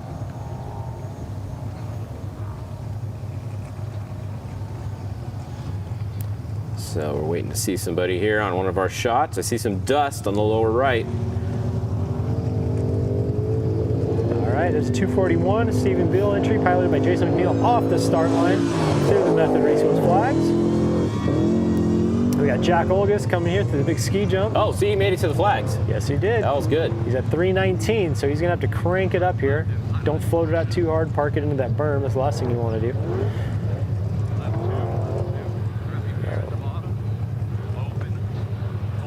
So now for those of you at home, obviously watching this live stream, if you just want to overdose yourself with more information, you can go on racedesert.com right now, and they've got a bunch of links to everybody's in-cars. Oh, that was a huge kicker. He saved it. Straighten that thing out, Jack. That was a Holy good save smokes. there by Jack. That thing kicked like a donkey off of that thing. I wonder if we can get a replay of that one after this so he hits the finish. We need a full screen replay of that. Boy. Oh, no. Did he break something? I don't know. Definitely missed that corner. Maybe just a little razzle-dazzle there.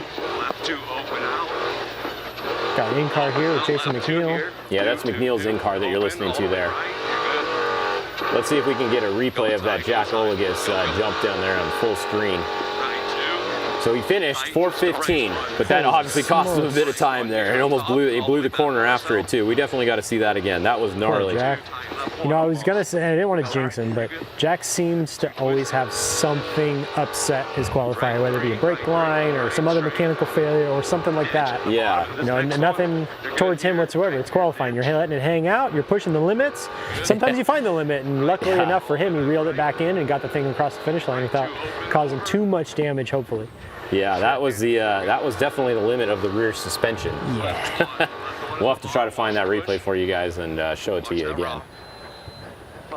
Oh. We're seeing some more corners blowing in these last couple guys. It's getting softer out there. Getting a little rowdy. I think we got the replay coming. Let's see. Is this Jack on the replay here? Here we go. Let's see what happened to Jack Olagus here off that kicker. There it is. So wide open into the kicker. Just boom. Oh, that's a good one. Oh, and then he saved it. Beautiful. Straightened it out. But then what happened here in the corner? You just gave too much speed? Probably just a little, probably just like I said, just a little dazed from the hit like that. Yeah. A little high excitement. Here we go. Jason McNeil now diving down here into the trees. Now you gotta think that sun's coming out. We're getting some shadows. Drop a little bit of Starlink there under the trees. That is one thing about that. Yeah, they don't work very good under the trees. We do have a first sector time of 2:18, which is rather fast. 1 second faster than Travis Picoy, who is currently our #1 qualifier in Spec. Overall, we still have Gustavo Badosa Sr. with Ricky Johnson driving.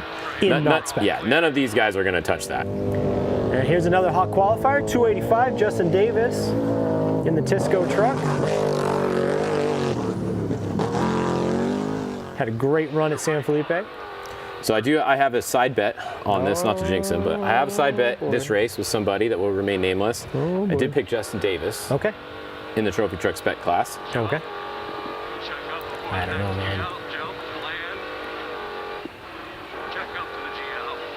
Is Jason McNeil finishing up his run in the Stephen Gill truck. That's the G out right there.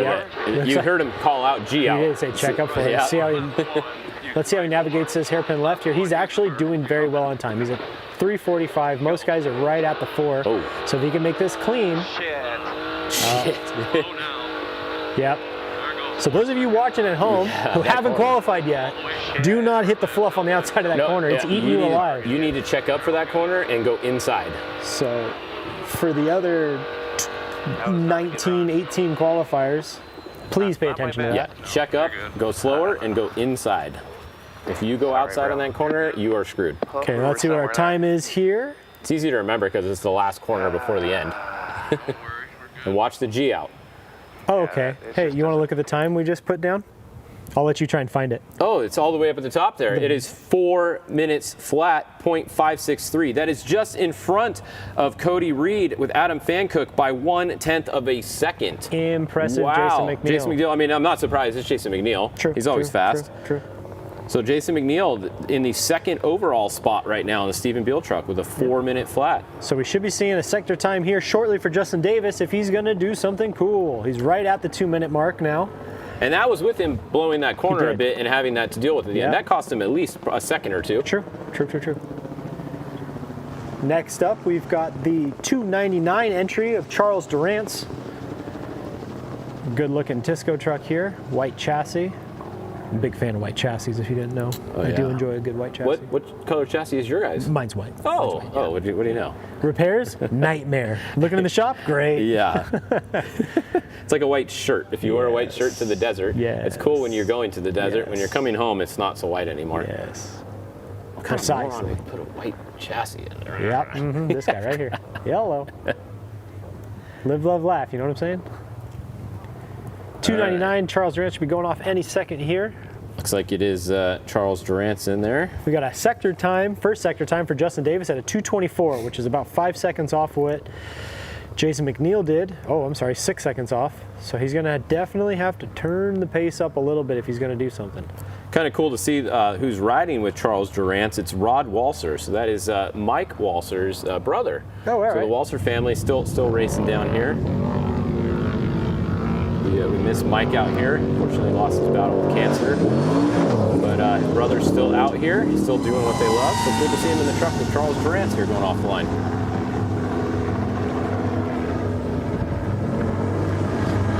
Get a camera here on Justin Davis. We're going to run this long straight here, then we're going to make that hairpin left, and maybe, hopefully he was paying attention. He knows to stay on the inside there. Let me see, what was his time at halfway? He was 2:24. It's like and 6 seconds. McNeil was, 2:19. 2:18. Yeah. But we'll see. That's okay. Single spare setup here. Like we're saying, you and I sitting here, we put a lot of emphasis here on qualifying because that's what we're looking at and that's what we're watching. But we got to remember, race day is on Saturday. Yes. 2 days from right now. Let's see how he does in this corner. Oh, he's going out for the fluff. He's going outside too. Yeah, not bad. That wasn't horrible. It moved. I still think if you check up, go wide early and cut it in, it's going to be a lot faster.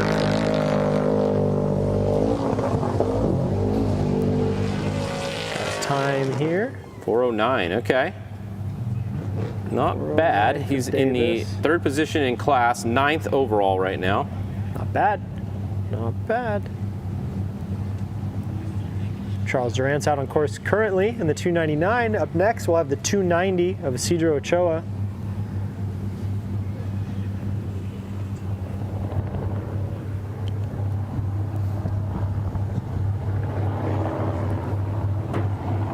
That we'll have the 215 of Trey Gibbs, 270 of Jimmy Diaz, 297 of George San Pedro, and then the 253 of Ray Griffith, who I'm excited to see qualify. Another hot qualifier.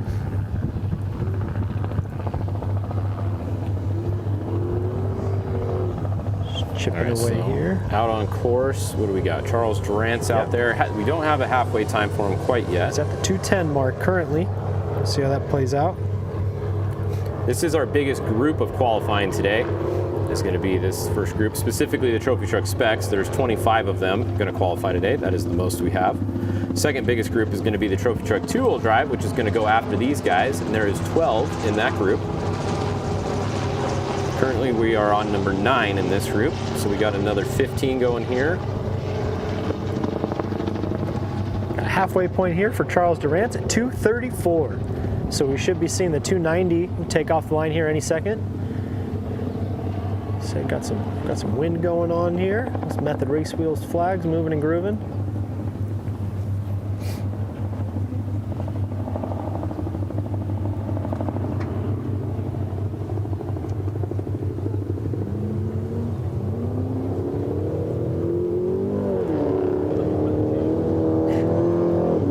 All right, here we go, going off the line. 290. We should have time here for Durant's. He's at the 3:20 mark. Yeah, he was 2:34 halfway. There he comes. Let's see how he does in that final corner in a minute here. So that jumped pretty good. Yeah, big sender. And you got a couple corners left.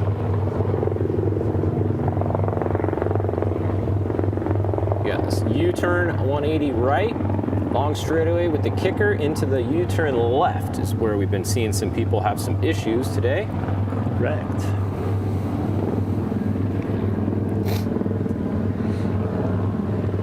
There's the kicker, here comes the G out.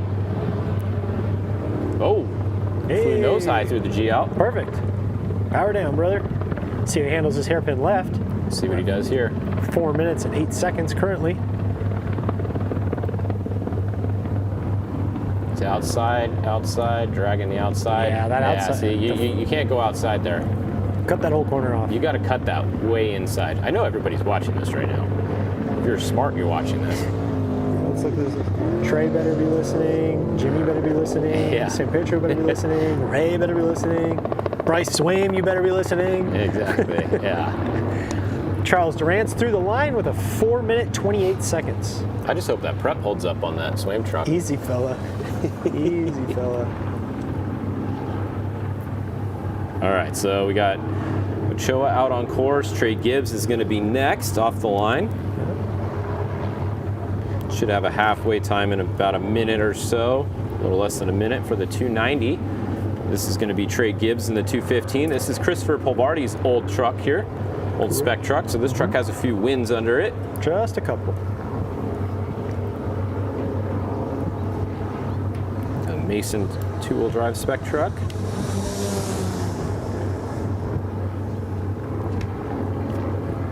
Yeah, we have some fast drivers coming up, just looking down this list.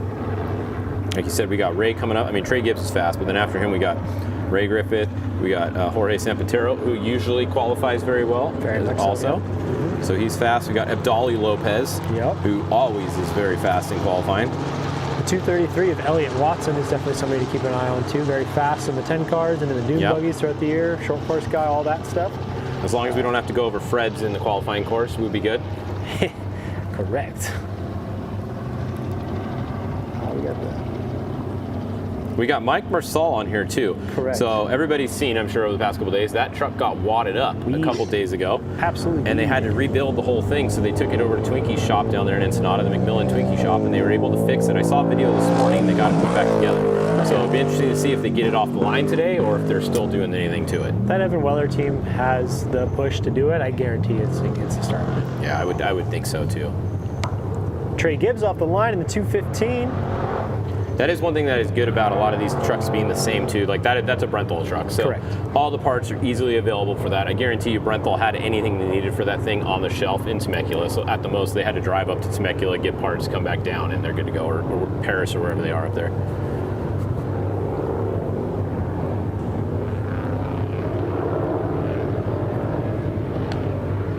All right, here comes the 290 over the jump and then into the G out. Oh, they're really checking up. Out for a cruise. Yeah, I don't know if something's going on with the truck or just cruising. We're at the 4 minute mark currently. Just a touch off the pace there. They might have something going on with the truck, or they're just cruising around.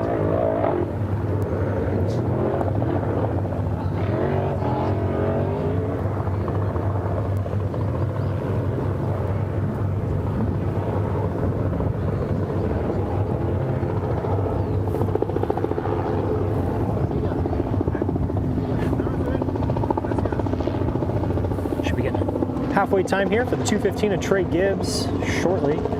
Did we get the Durant's time? We did get it Durant's time. There it is, 4:28. Yep. The Ochoa time should be coming in here shortly. He's hitting this last hairpin left, getting eaten by the quicksand out there. Yeah, that could get difficult. See the first person who actually paid attention and listened and go inside. So far, nobody's gone inside.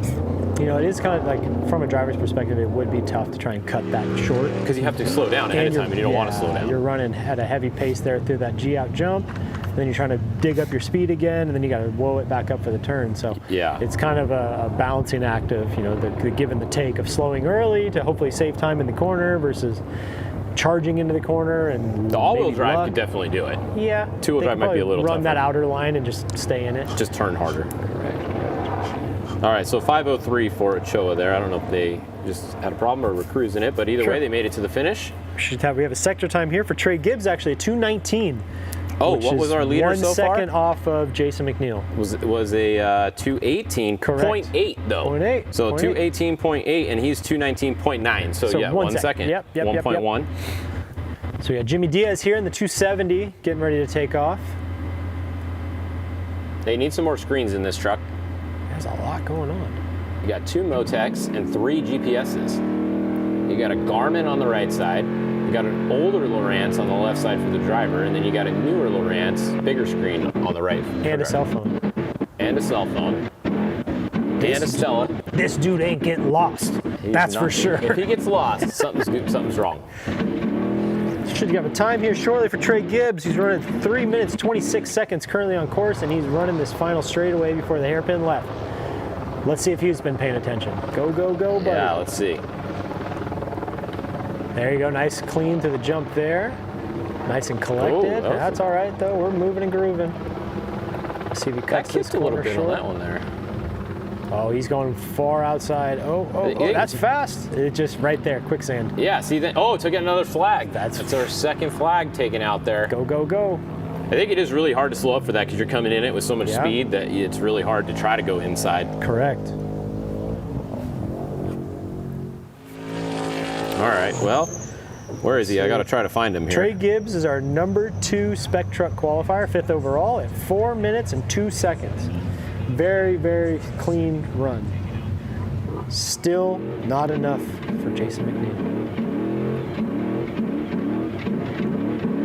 Got a leaderboard here on the left to make things a little easier for you. Fish and I have got it all broken down on pieces of paper, but still got number 1 qualifier, the 241, the Stephen Beal entry of Jason McNeil driving. The 215 of Trey Gibbs, just put that heater down. Travis Pecoy, Justin Davis, Brent Fox, Pierce Herbst, Jack Olgas, EJ Herbst, Charles Durance, Patrick Whelan, and Isidro Ochoa so far is your top 11.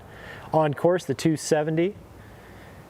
Jimmy Diaz. Up next, we'll have the 297 of Sam Petro.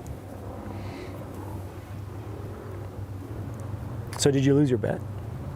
No, it's on the race. Oh, the race. Yeah, bet on the race. Race. Right. If Justin Davis does not win the race, I lose my bet.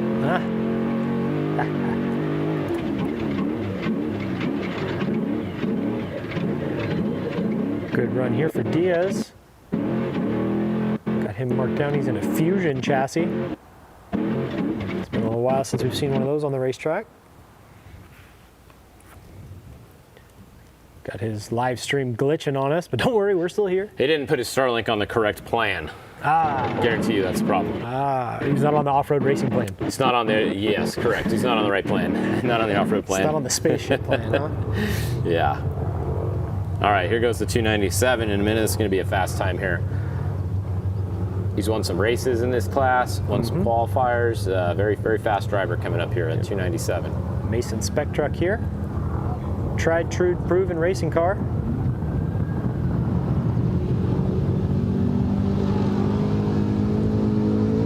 There he goes, off the line, moving and grooving.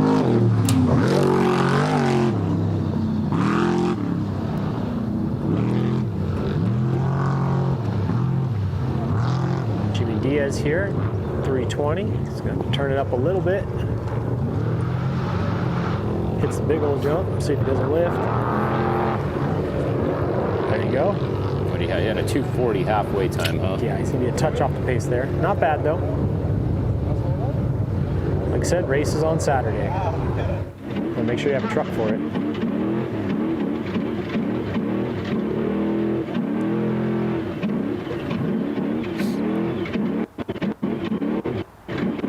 All right, so Jimmy Diaz there. We got Jorge Sampantero out on course, and the next is going to be Ray Griffith after him. See how Ray does. I expect to see Ray in the top 3. He should be up there. I really hope so. That's his new truck that he kind of put together. He got it as a roller, right? Correct. Finished it himself. The Mason. Yep, got his own touches on it. Definitely a really, really clean bitchin' truck. Ray obviously been around desert racing for a very long time, knows what he wants, knows what works, knows what doesn't work. So it's cool to see him put something together. Time here for Jimmy Diaz coming across the finish line. Great shot here from the side.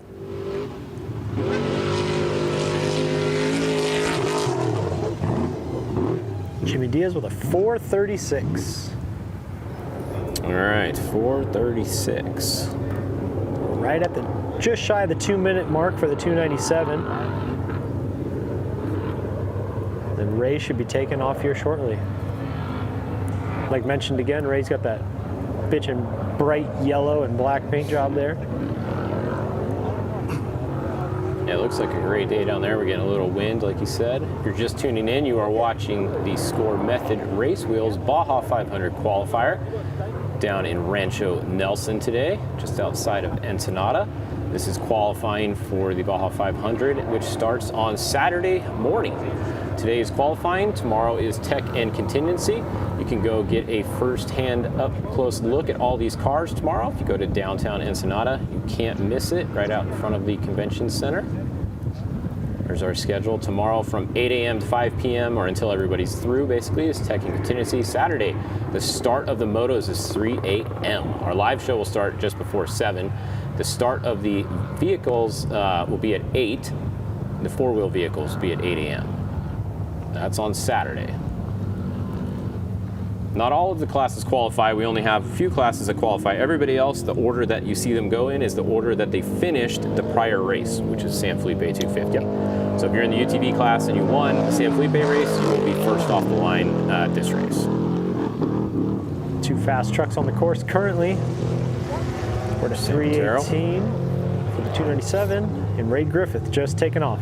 Yeah, he had a 223 at the halfway point, so that's up there. Yeah, that's going to put him in the top 5 for sure in Spec. I would think so. See how he navigates this last run up here that we've all been paying attention to. Now these are the spots that we're seeing. There's definitely a whole nother, call it 2.5 miles of race course out there that we're not actually seeing, and definitely a lot to be told out there. At least we're seeing some of the exciting spots. Right. Like this corner right here. So look at how, oh, this is not good. He is way outside. Oh, there you go.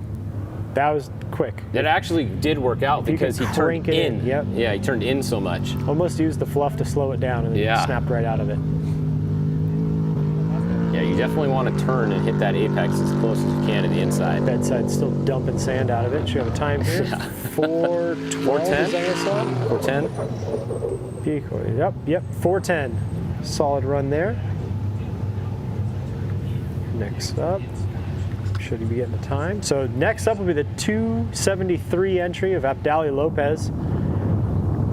Another one to keep an eye on for a fast time. There's Ray.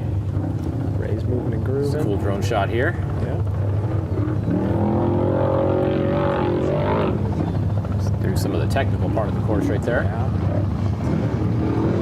You can see the course isn't really getting torn up too bad, which is good. That's why I like qualifying here, because it's not super soft and sandy. It doesn't change too much throughout the day. Good pace. This is that no berm, no corner. Yeah, see nothing on that corner. It's kind of tough. Yeah, lean right into it. Go.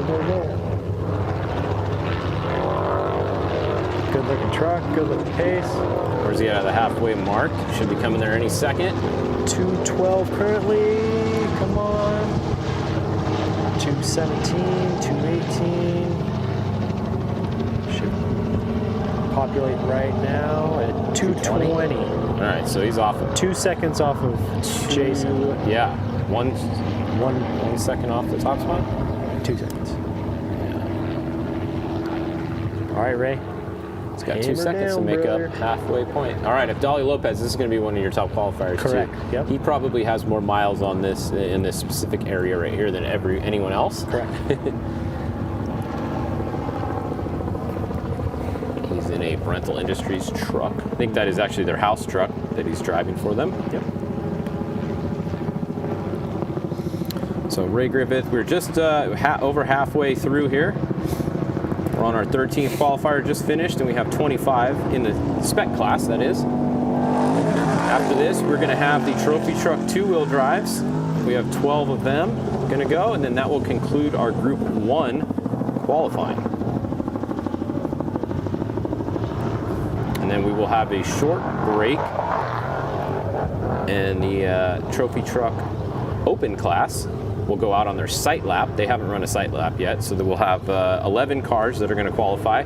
Those 11 cars will go out on the site lap, and then we will come back live, and we'll bring you the second Group 2 qualifier of the day. Here comes Ray. Let's see how he handles this corner. He's got a pretty good time going here. Yep. Go. That's our first one to cut that whole thing short. That was pretty good. That was very good. It's so hard to tell. I wish we could have a timer like on the start. If I see someone that again, maybe we could get a time between the start and the exit to see if it's really faster or what. Definitely faster than if you get stuck in the sill. Here for 404.9. Okay. Very good. No, you're totally. It's going to be third in class. Yep. Right behind Gibbs.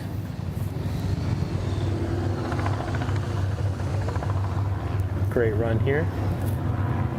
Now, Abdali's definitely be somebody to pay attention to with his run here. Got those Yokohama tires digging.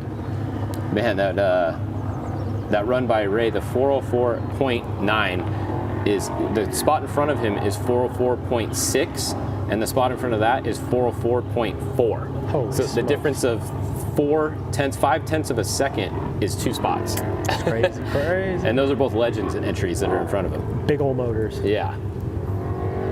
Oh, here's Abdali. It's going Oh, wide. there Look at it him. is. Whoa. Watch out, photographers. We're coming through. Whoa, hello. Cut the corner a bit there. It's fast, though. Yeah. What is this? He's on a good one right now. Let's see. Oh, too fast. Oh, boy. Oh, he kept Not it too together. Just fast enough. Just fast enough, I guess. Go, go, go.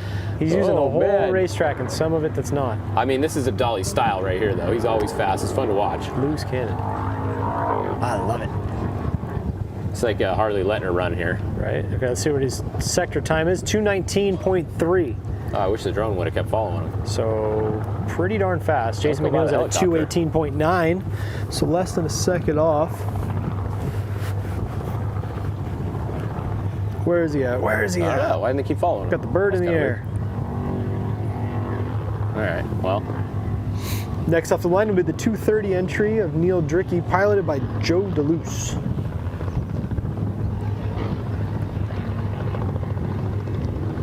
Got a, like I said earlier, we got sector time for Abdali at 2:19.3. 2:30 here off the start line. An SLR truck. And after him will be the 2:33 entry of Elliott Watson.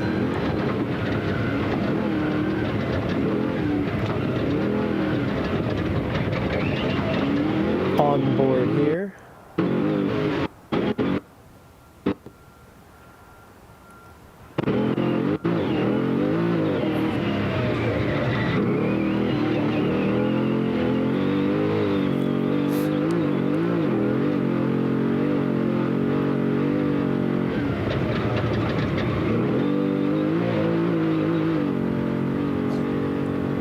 all right, Abdali on the lower right there. Let's see what his time's going to be. Almost to the finish. Last little jump. Man, he is moving. He is fast. That's 4 minutes right there. I got to scroll up. He's going to be towards the top. Is he going to beat Trey Gibbs? No, right behind Trey Gibbs. 4:03. So it's third position there in class. Right, Great he did run beat there. Ray Griffith though. Just barely. 4:03.248. About 1 second behind Trey Gibbs.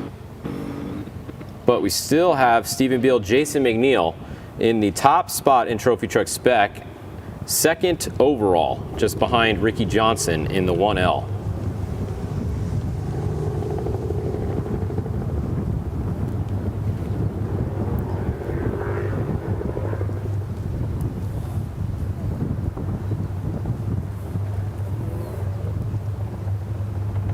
Should have a sector time here for the 2:30 entry of Neil Drickey. And then we will see the 2:33 Elliott Watson entry take off the line.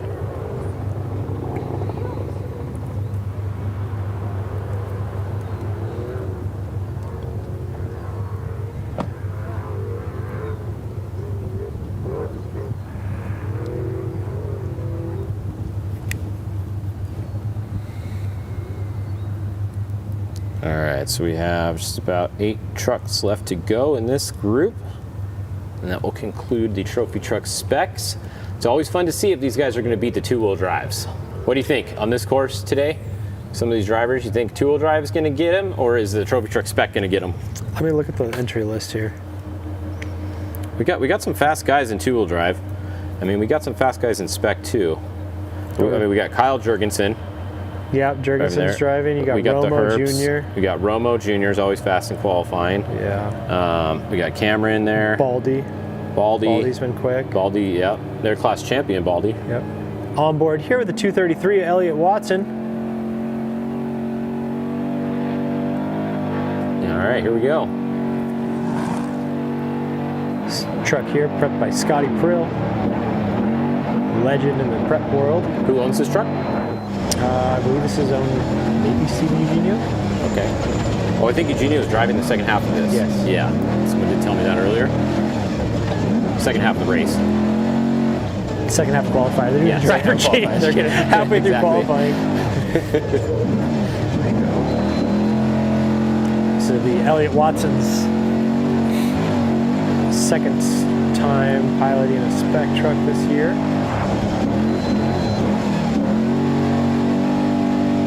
He's not doing the summit section. Let Eugenio do that part. See how the 230 entry here navigates this. Yeah, that outside of that corner is just... That's slow. Look at how much speed you're losing by the time you come out of that. You're signing yourself up for disaster if you take that corner. Yeah. The all-wheel drives are going to be down on the inside. Onboard here with Elliott's fun to watch. Whoa, Strum's hauling butt. Let's see. We got time here for Dricky. Let's go halfway time. Should be a finish time. Oh yeah, where's Dricky at? Dricky will be in the number 11 spot with a 4:17. Watson running through here. Should see a sector time here in the next 30 or so.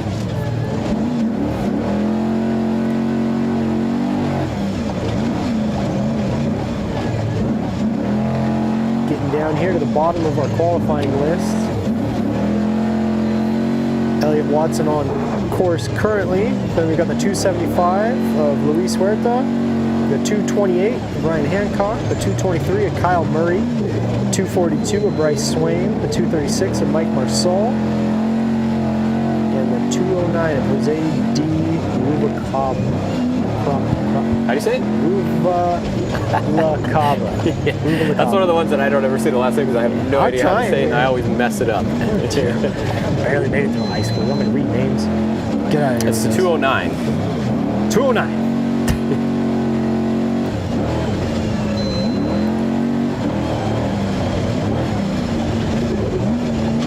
All right, so onboard Elliott Watson here making his way around. Should have a sector time for him at 2:22 is what we got there. So 2:22. Pretty darn good. That's actually pretty fast. Yeah. Let's go, Elliott. 2:22. The leader was 2:18, I think, in this class, right? 2:18.8. Yep. So he's just a couple seconds off. We got trees here. See if the Starlink catches back up after these trees. Starlink said nope. Yeah. Back to the start line here. So we should see the 275 take off here any second. Luis Angel going to be next. Or Angel. I think we've got Jamie Huerta piloting this vehicle. Another Mason spec truck here. Oh, there's back Elliott. on board with Elliott. We're back. This is coming into the G out to the corner, is it? No, not yet. It's the turn before it. You're going to do the hard 180 right up here, I think, by the right cliff. Here. Yep. There's the cliff. So he's on a good time here, the 330. Can we go back to the in-car? Let's go back to the in-car if we can for the silt turn. There we go. Let's stay on this. Let's see what this corner looks like from the in-car. Big jump, big jump. All right, there we go. There's the jump. Here's the G out. Smooth. Go. Pretty good. Now let's see how he does the corner at the top of the hill. There you go. We're wallowing it up. Here's the corner. He's got to cut inside. See, it wants to throw you outside. There it goes. See? There it is. That is perfect. Textbook. That is how you do it right there. Textbook. Look at how much faster that was. He didn't even lose any time through that corner there. That is the line. Anybody that's watching, there you go. There's your driver's view. That is the line you want to take through that corner. You're welcome. 4:09.25. Great run there by Elliott Watson. Should put him into the... Good job, Elliott. Best corner of the day so far. Number 7 spot. Great run there, buddy. Uh-oh. Who we got here? Somebody's broken. 275 off the course. Let's see if we can maybe back it up a little bit and see what happens there. They're going again. My guess is maybe blew a corner and had to collect it for a second. Kind of on a cruise pace here. That doesn't sound good, huh? It's a helicopter. That's a helicopter. We're pushing. This thing don't want to turn, so we got something going on here. Maybe a broken belt. Doesn't have power steering. I would not drive the truck if you got no belt. If you got no belt, if you got no steering, you got no water pump. No water pump, you're going to soon have no engine. So something's definitely up with it. What's going on? It looked like it turned okay there, huh? I don't know. Something's going on with it. Oh, now it's going again. Oh boy. Yeah, we're quite a bit here off the pace here on the 275 entry. Up next in the chamber, we got the 228 Tisco truck of Ryan Hancock.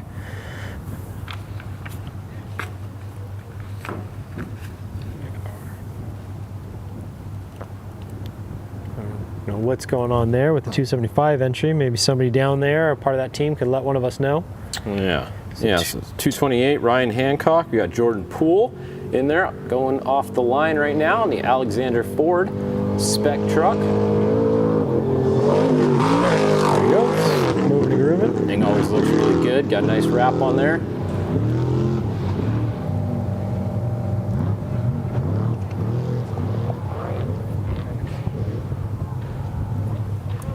Let's see, do we have a sector time for the... We do have a sector time for 275. There they are. They're still moving, so that's good. They're at 254, though, like I said. Yeah, so it's kind of off pace a bit. We don't know if there's an issue with them or what's going on there.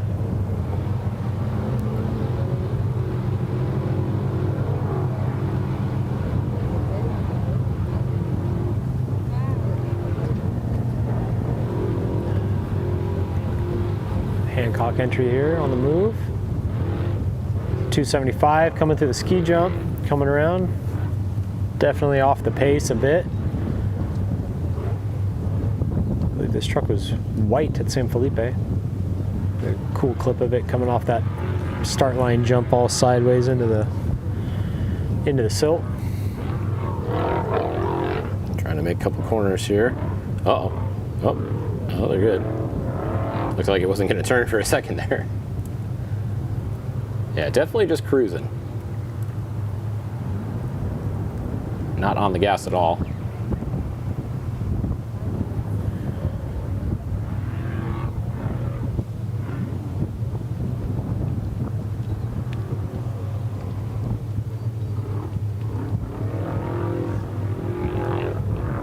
Should have a sector time here for the 228 of Ryan Hancock. Oh, that's not a good place to stop. Oh no. I swear they gotta have a steering problem on here. But I don't know. What the heck is going on? I'm not sure what's going on. It seems like the steering's okay, but Yeah. they're acting like they can't steer sometimes because they just come to like a stop in the middle of a turn. We'll find out, I'm sure, after this. Check your DMs, Fish. Yeah. Check the chat. What's going on? Something's going on there. Who's a part of the 275 team? We need to know. Get us to the bottom of this. We got a time here. I mean, we have a replay of it, but I think we saw it, but we can show it again. Why not? We'll have time to replay it 5 times before it gets to the finish here. 5:31 here. Yeah, I don't know. Final time. I don't know what's going on there. I don't know. Let's see. It looked like he just came to a stop. So we're going up around the corner here. See, like that corner he turned, and it is on the gas. Yeah, I don't know what happened. happened. Oh, that was earlier. Yeah, who knows? I don't know. Well, this drone guy's going crazy.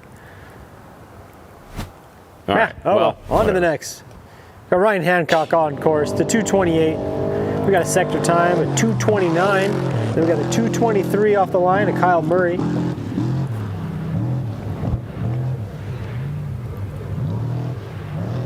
Hancock going here. Truck just finished up by Evan Weller Racing for the beginning of this year. Tisco chassis. We're at a 330 on course currently. We'll see where he stacks up here in this final straightaway. Pretty solid run. Or was he 229 you said? Yeah. Yeah, he's doing all right. Let's see. They got no spares it looks like, huh?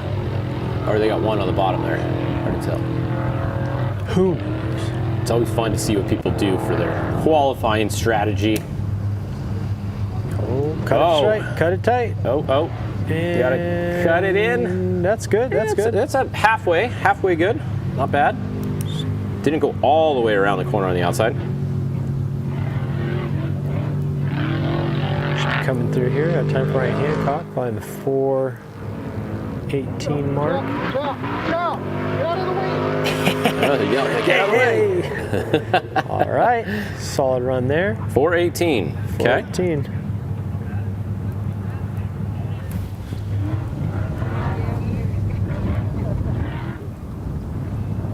All right, we only have 4 trophy truck specs left to go here. And then we're going to be into the trophy truck 2-wheel drive. Oh, next on course will be the 242 of Bryce Swaim. All right. Just a little nervous here. This truck, you know a little something about this truck, Nick? Just a thing or two. Yeah, this truck is prepped at our shop. Brother does all the prep work. I did all the fabrication work on this thing. Bryce and Dan McMillan will be splitting the driving. I'll be headed down tomorrow to assist with some pitting. Nice. My brother's down there currently. Chris is hanging out. So you're halfway spectating? Halfway spectating. Yeah, and I think we just have visuals, which is nice. Oh, CCR spectating. Yeah, not bad. But we still have like a truck bed full of tools and tires. Yeah, you still have a requirement to do something if you need to. Yeah. All right, let's see what Bryce can do here. So it used to be the Thunderstruck Motorsports truck. Right now it's the Mick Thunderstruck. The Mick Thunderstruck. Which is pretty cool. It's the McMillan in there with the Thunderstruck. Yep. Good looking truck. Orange and the blue. Got orange, blue, and then you have white hair on Dan. That's it. He's got that Jurgensen hair dye there. Yeah, he's got his, had a side bet. If you guys don't know what we're talking about, if you saw Dan McMillan and wondered why he bleached his hair, he had a side bet with his kids that if they won their Little League championship games, that he would bleach his hair. Yep. And obviously, they won, so he had to bleach his hair. So props to Dan for following through for the kids. That's it. That's what's up with Dan's hair, if you were wondering. He didn't join a 90s emo band. Good run there from Bryce off the line. I'm now going to chew my fingernails. Nick's going to be sweating over here for the next 3 minutes or so. We got a first sector time for the 223 of Kyle Murray at a 225. He's coming around here. Good run there. He's got to watch out for that tree. Straighten it out. Oh, that's a pretty big send right there. Yeah, he's doing good. Oh. Older Gen 1 Geyser spec truck. He's getting it. Oh, yeah. Let's see how he navigates this final turn here. A pretty solid qualifier. Let's see. Yep. Turn it in. There it is. See? He's got it. Went inside. Go. That was fast. That was fast, yep. This will be a good qualifying run. Great job, Kyle Murray. Yep, that's what you got to do. You got to go to about the middle, get outside, and then turn in. Go. 411. Nice run there. 413? 412.4. Perfect. Great run, Kyle Murray. That will put him in the number 11 spot in spec. 17 overall, number 11 in class. That was actually Christian Serapis' old Geyser truck, he just said. That was his old truck. Oh, there you go.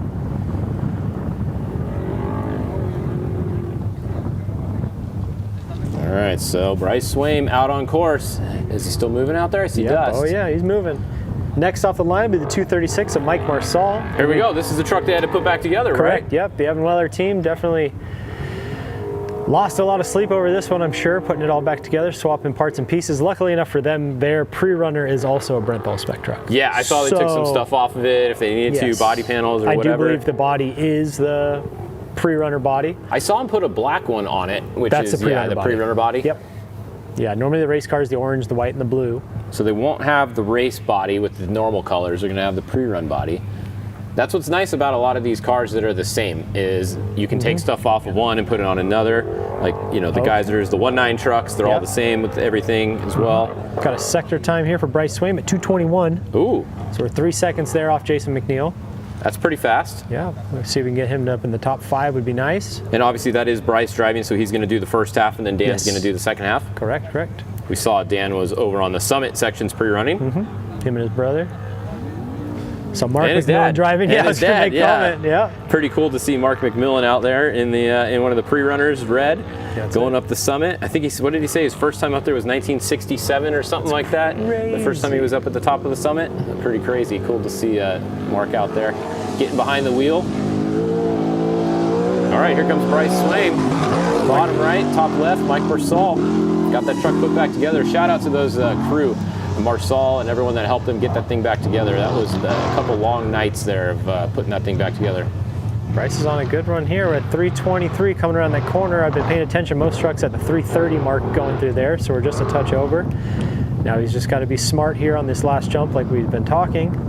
Hopefully he's been watching the live stream and the crew guys down there have been telling him. Good and smooth through there. Got a little split screen action going on. All right, Bryce can be quick through here. We're going to hopefully see a top 5 run. Okay. Let's see. Outside. Yep, there we go. In. That was quick. Looks good. Go, Bryce, go. Hopefully he can make some traction and get there through the finish line. Got a little glitch in the camera there. Standard. I think the truck stopped right there. Don't you say a thing. Watch it fish. 404. Oh, there it is. There you go. 407. Okay. Oh, there it is. 405. Great run, buddy. Great run. So that'll put Bryce in. Where are we at? That puts Bryce in the number 6 spot, just above Justin Davis, right behind Picoy. It's a great spot to start in. Great run, Bryce. Good work. All right. We should have a sector time here for Marsal. He's at the 137 mark currently. All right, so Marsal, and then our last one, the 209. Jose D is going to be out on course, and that'll be the last of the Trophy Truck specs. But don't go anywhere because the Trophy Truck 2-wheel drives are lined up right behind them, and we're going to be going. They're starting every 3 minutes, if you're wondering what the gap is today. So every 3 minutes, I'm being told that a car is being let off the line. Seems to be working out pretty well.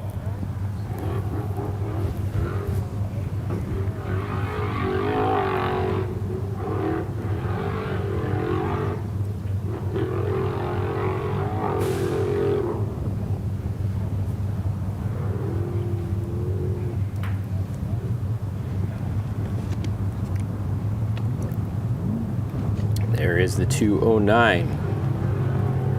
The last Trophy Truck spec to go. Just remember, all these results today are going to be mixed by their qualifying group. So everybody in this first qualifying group, the Class 1s, the Legends, the Trophy Truck specs, and the Trophy Truck 2-wheel drives will be mixed based on their results today for their start order on Saturday. However, they will be starting behind all 11 of the open Trophy Truck class, no matter what their time is. Actually going to be 12 because Ryan Arciero is entered in that class. He just won't be qualifying today because he didn't race that class at the San Felipe 250.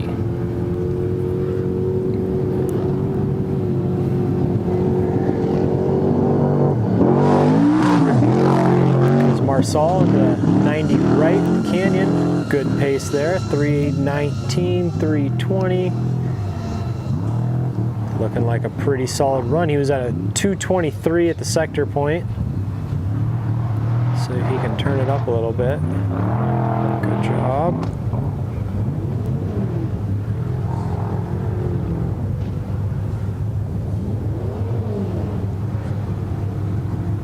See how he navigates this corner here. Oh, oh, oh, oh, oh.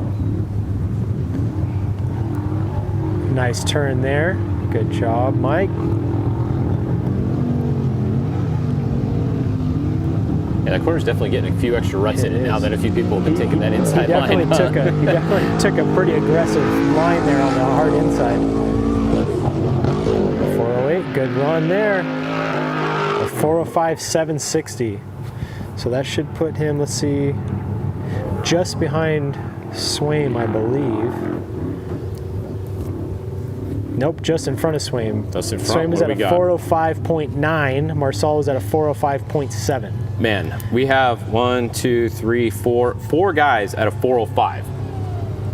That's crazy. Yeah. We have a Class 1 at a 405, Brendan Gaughan, Travis Picoy 405, Marsal 405, and Swaim all 405. And Griffith is at a 404.98. Look at Picoy, that's right in front of Marsal. He is 405.758, and Marsal is 405.760. 2 100ths of a second? Sure. Yeah, 2 100ths, not tenths. 2 100ths of a second separates the starting spot. Crazy. Got a 209 here on course.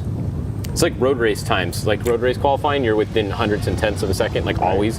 Like off-road used to be within a couple seconds, maybe. Yes. Now we're so close with all these cars that we're within tenths and hundredths of a second for starting spots. It's crazy.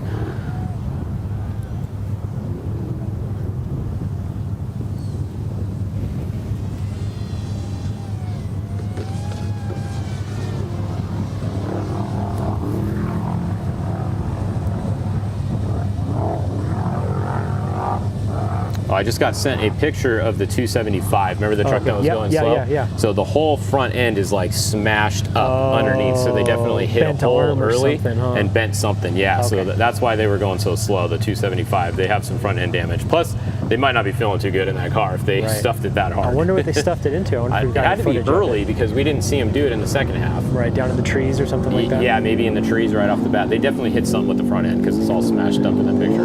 And our first two-wheel drive trophy truck off the line in the 19T Tim Herbst.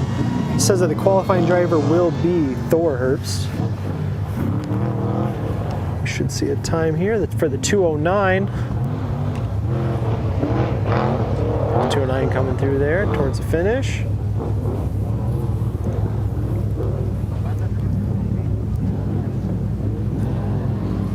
After we get through these two-wheel drive trophy trucks, we will see the unlimited Yes. trucks. It's the regular score trophy truck class. So some people are always confused. They're like, it's an all-wheel drive class, two-wheel drive class. No, it's just trophy truck.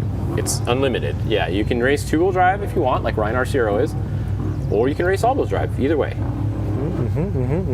In some other series, they have an all-wheel drive and a two-wheel drive class, so they specifically separate them, and you cannot race a two-wheel drive and an all-wheel drive class. No. Good time here for Jose and the 209. Oh, hit the quicksand there. Should see a time here shortly.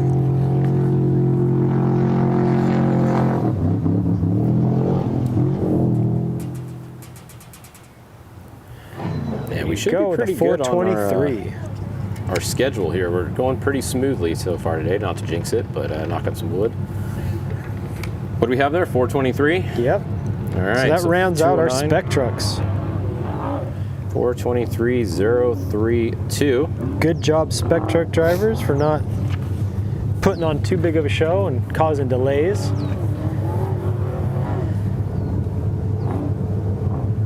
Currently have the 19T entry of Tim Herbst on the track and a 19 Industries truck. Next out will be the 26T of Dave Taylor.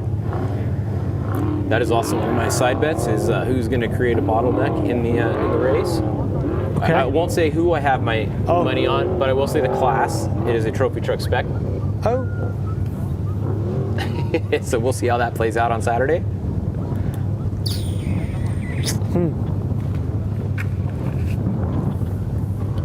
Sector time there for Tim Herbst at 2:24. See if he can. So the question is one of these two-wheel drives going to take that top spot away from Jason McNeil? It's going to be tough. It could be the 26T, the Dave Taylor entry, piloted by Mason Coleman, potentially. The 42T, the Gaunt entry. I heard they just put a big block in that rig. Oh, okay. Yeah, Dugan's big block. I don't know how much. Do you think the power is going to help too much on this course? On the qualifier? Yeah, on this qualifier. I don't know. Maybe. It's almost like you're going to spin your tires a lot on here if you got too much power. It's kind of slippery. No, we'll see. There we go, off the line here. 26T piloted by Mason Coleman. Dave Taylor entry. Mason Cullen, I think this might be, is this his first race in a two-wheel drive trophy truck? I want to say they've been running their spec truck and two-wheel drive trophy truck. Yeah, but is this the actual trophy truck? Could be. Somebody will know. Yeah. I know John Hoffman does all the prep for all of them. Somebody will send us a DM and say, are you guys dumb? Of course it is.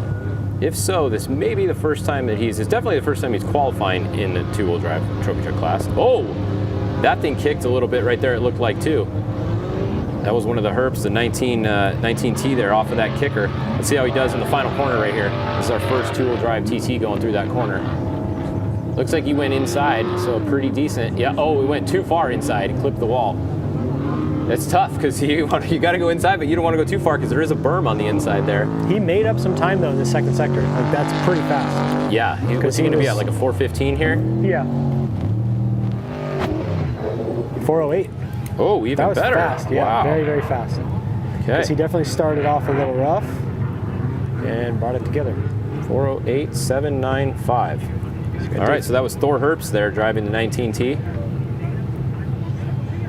Right now on course we have Dave Taylor's truck driven by Mason Cullen, and then we have Shane Lewis in the 74T. It's going to be going off the line any second here. We have 12 that are qualifying in this class today, so we have 10 to go.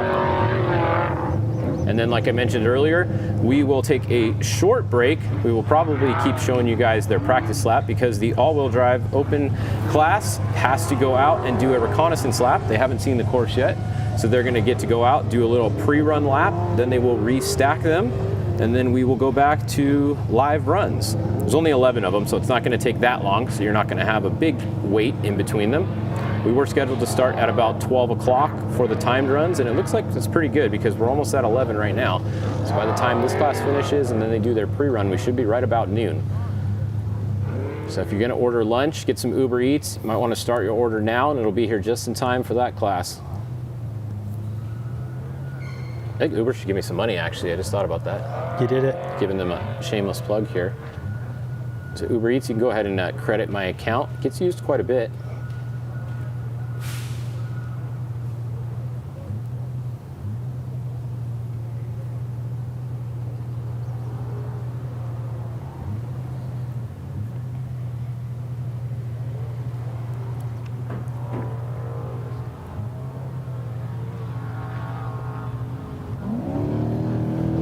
.74T is Shane Lewis taking off the line now. We got a sector time for Dave Taylor at a 2:30, so just a touch there off the pace.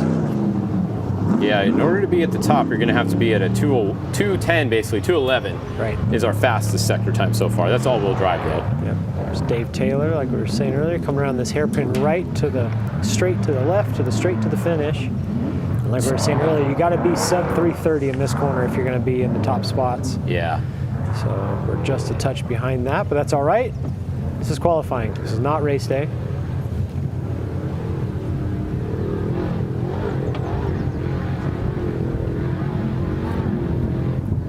Good run there.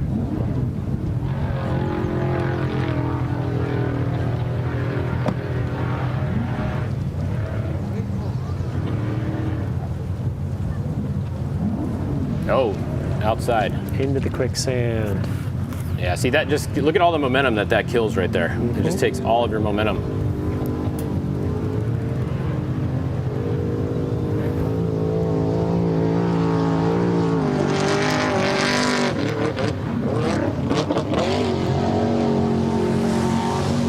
All right, 26T across the line. I'm trying to find their time here. Where did they go? There it is. 25th position, 4:18. 4:18 for Dave Taylor there. On course currently is the 74T is Shane Lewis. Then we're gonna have the 1T is Sam Baldy. Legend in the sport. Class champion, that's why you see the 1T. You have the option when you win your class, if you would like to run the lowest digit number in your class. So in the trophy truck class, it is number 1. In the spec class, it would be the 200 if you wanted to run 200. Or you can keep running your same number. It's not a requirement. And then you get to run a red number plate background too. So if you see the red plate with a white number, that is the class champion from the year prior. Got the Baldy truck's pretty cool because they built it themselves in their own shop. It's not a cookie cutter truck built or bought from somebody else. So pretty cool team they have there. Should see him taking off the line here with the new Mother F title sponsorship.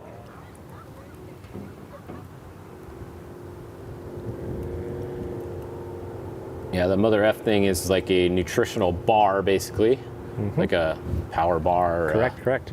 Cliff Bar or whatever. It's a company like that. That's what that is. Kind of a cool name. Obviously, everybody laughs when they see it. Gets you talking about it. That's We're the whole talking point, about it. right? I've talked about it. Following along here with the 74T of Shane Lewis. 3 minutes on course currently. And the top corner here, we got the 1T of Sam Baldy taking off. That was a mother effing jump right there. Mother F something. 74T Shane Lewis getting a little rowdy there off the jump.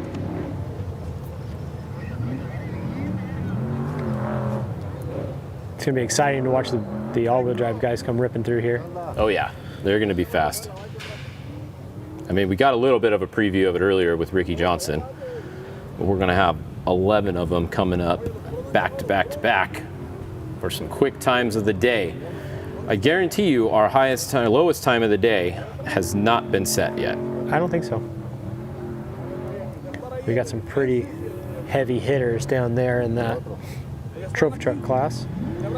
Yeah, Ricky Johnson's fast, but I think someone's going to get him today. He'd probably be top 3 would be my guess. Top 3 or top 5 at least. But dude, it's such a hard look. So not to take too much away from our two-wheel drive class, but looking down here at the score trophy truck class, every single last name in that list has the potential to win this qualifier. Oh, they're stacked. Stacked. And you got to think too, is the 69 entry Andrew Myers in the brand new four-wheel drive truck. Got he'll be the one to watch for the most exciting, possibly out of control run. Yeah, we saw him out testing. That guy was on a sick one. That thing's fast. Yeah, Sam it's Baldy a stack here. class. The 1T moving and grooving in the Mother F house-built truck.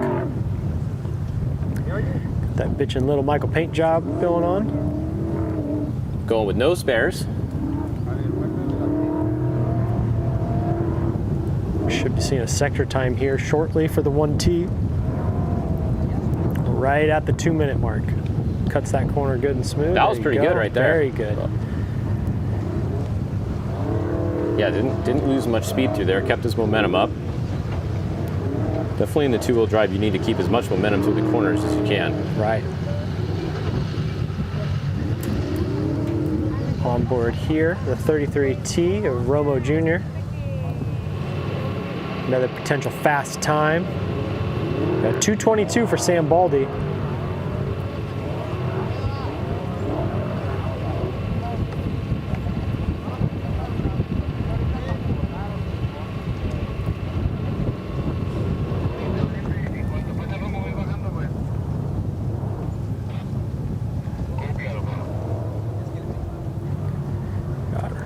Roberto Romo Jr. here in the 33T, the ex-Luke McMillan two-wheel drive racer car.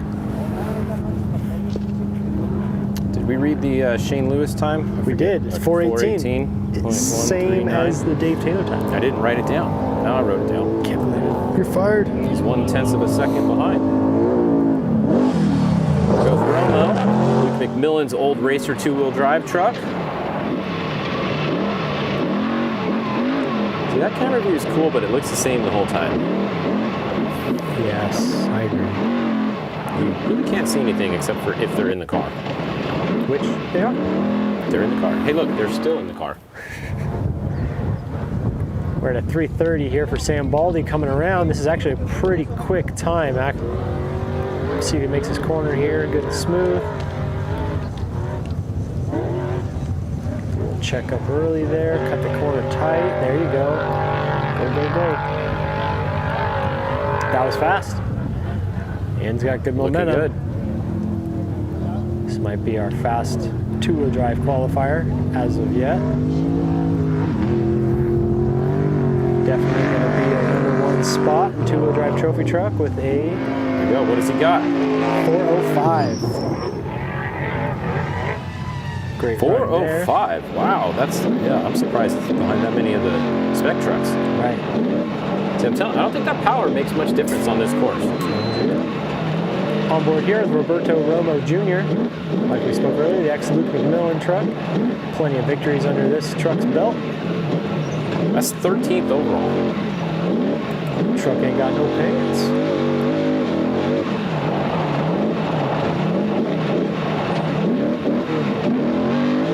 Isn't getting that bad either. Like, just watching this, it pretty much looks the same as when we did our driver with last earlier.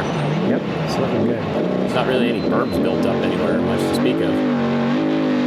The only downside here is that these two-wheel drive guys got their sight lap, what, 2 hours ago? But it's pretty much the same. True. But going into it, you fly over the top of this crest and you're like, is it going to be the same? Let's hope. True.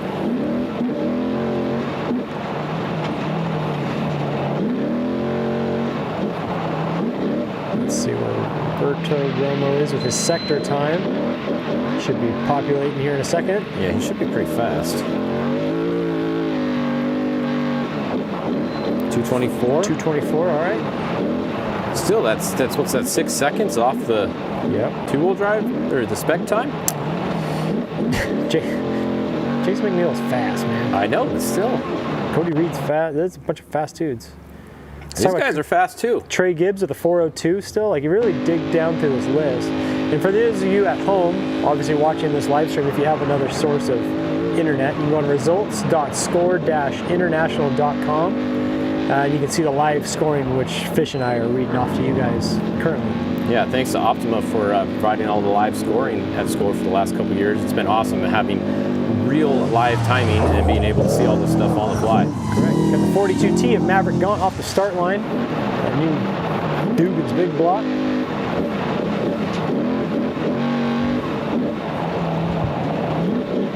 Getting down to the bottom here, only about 6 more to go in this first group.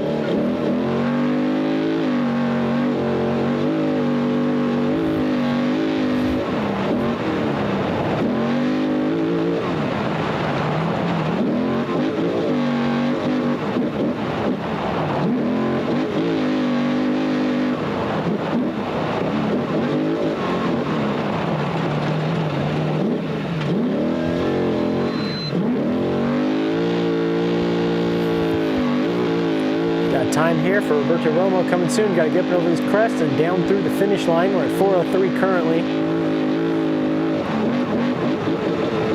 Got Maverick Gaunt on course. Next will be the 39T of Andrew Herdman.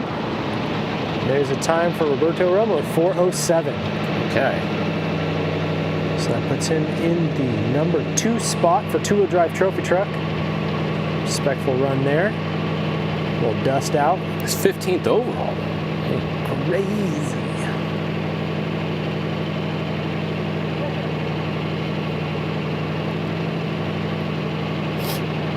Maverick Gaunt on course currently.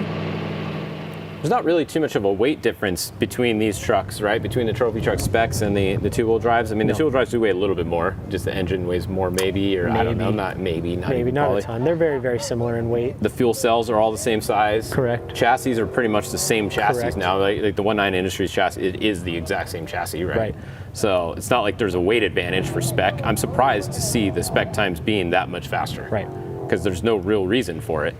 It's almost the same truck with less power. Traction. Yeah, it's all just I think traction. that's what I'm saying. I think it's too much power. They're just blowing the tires off.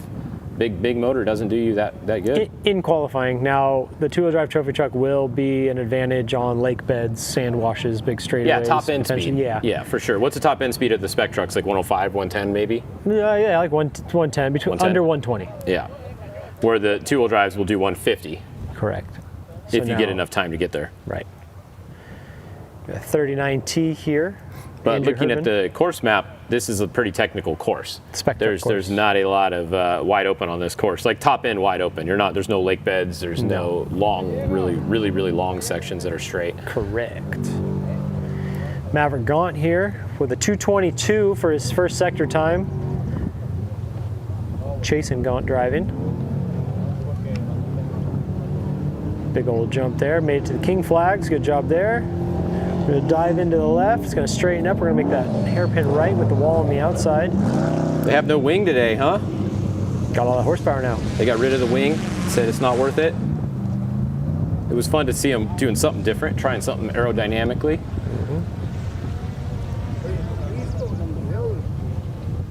Good run there. Actually, they're moving pretty darn good. Let's see if they can navigate these last couple little spots. Let's see where they land. Oh, stuffed it a little bit there. It's all right. That's all right. Cut it tight. Oh, floated out a little bit. Getting stuck out there in Neverland. Go, go, go. That was kind of in the middle. That's not horrible.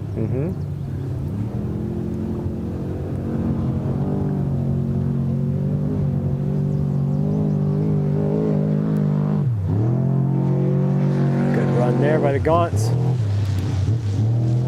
So we'll have a 405. Okay. Seems like they're all about a 405. That's what Baldy was at too. Yeah, there's a fast run there. So that puts how many? We have one. 405 is the magic number. 1, 2, 3, 4, 5, 6 vehicles have a 405 now. Yeah. That seems to be the time is a 405. On the course currently, we have the 39T of Andrew Herdman, and the next will be the 40T of Chris Miller, piloted by Kyle Jurgensen. So be exciting to see how Kyle does in the big truck.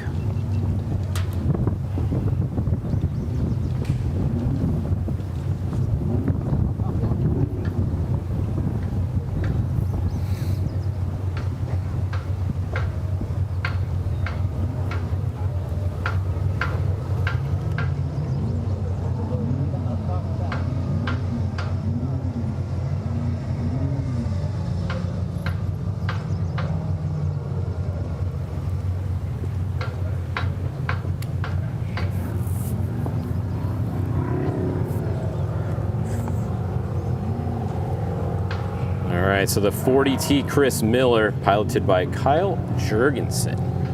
Sean Shanks in there with him. This is going to be fast right here. Kyle's been driving a lot of different vehicles lately. A ton. He's had insane success in the Camberg truck. All of them, yeah. He did well in the Brenthal truck when he raced that before. He's been driving the Camberg truck this last year and been doing really well, winning races in that thing. Yeah. Now he's driving this truck. I mean, he's all over the place. Yeah. He's fast. He's respectful of the equipment. He's got a great personality. What an amazing guy. Let's see how he does today. 40T off the line here. Chris Miller entry, Kyle Jurgensen piloting. Sounds good, sounds healthy. Yeah, he's going to be a fast time. If he can't beat these guys, then I don't know. Right. I don't think anybody's going to today. He would be my pick in this class, the Trophy Truck 2-wheel drives on the list here. He would be my pick to be the one to beat him.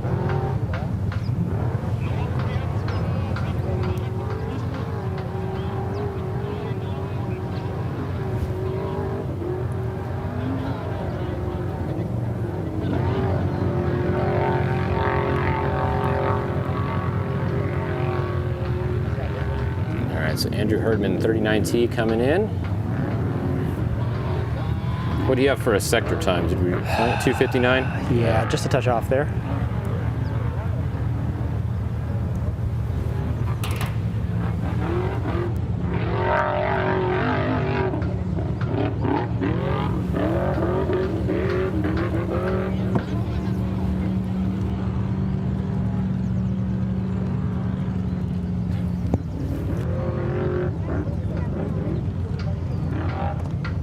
All right, so Andrew Herdman here. 4:30 right now. Got to get over to the finish.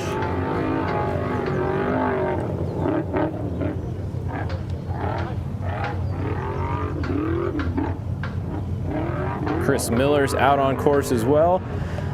And then next is going to be Cameron Steele, the Desert Assassins, number 16T, will be off the line next. Cameron will be out there. It should be Cody Stewart, longtime navigator, in there with him, I believe. Oh, what's going on here? The 39T is kind of swapping a little bit there. Almost looks like, break a rear axle or something? How both the rear tires throwing roost. Looked weird for a second there. All right, so 39T, some kind of problem there at the end, it looked like. They're in with a 516. 516.623 for the 39T. Going to be the 40th overall position right now. And out on course, we have Chris Miller's truck, piloted by Kyle Jurgensen. This is going to be a very fast run. 40T. Let's see what Kyle can do in this thing. Oh yeah, look at him. Kyle is fast. No surprise right here. Like I said, this is the one guy in the Trophy Truck 2-wheel drive that I would have picked today to beat the Spec trucks. Newer truck to him, hasn't driven it too much, I don't think. Here goes Cameron Steele. He should have a fast run too. So both these guys right here, these are the two that can throw something down if they really get a good run today. There goes Cameron. So Chris Miller's halfway time, Kyle Jurgensen, was a 2:13. He's 2 seconds off of Ricky Johnson in the all-wheel drive Mason at the halfway. That is insane. Look at that thing work through the G out right there. Got on the gas, it sucked it up, went nose high. That was awesome. Kyle Jurgensen is on a heater right here. He's just got this tight turn. He went inside, he's listening to us, keeps it right on the inside. Look at that. Look at how much speed he's carrying through that corner. That was perfect. All right, can he beat? He's gonna get the top spot. Its question is, no, he's not gonna beat Ricky because he was 3:45. He's gonna beat 4 minutes though, clearly. So he's gonna be your top qualifier in the class right there. Let's see, you gonna beat 4? There he comes, yep, 3:54. Okay, new leader in the Trophy Truck two-wheel drive. Group 1, new leader. Great run for Kyle Jurgensen right there. No surprise, Kyle is one of the fastest drivers out there, and he is only 9 seconds off of Ricky Johnson's time from earlier in a Mason all-wheel drive truck. So great run, Kyle Jurgensen, way to go. He's gonna be starting first in Group 2. So he'll be starting 13th position as of right now. Let's see what Cameron can do. Cameron's out there on course.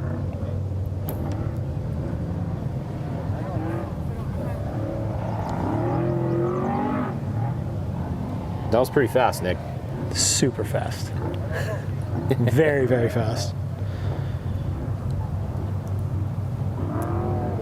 All right, next off the line behind Cameron is going to be David Ziegler in the 15T. He's got Paul driving today. I believe that's maybe his brother, same last name.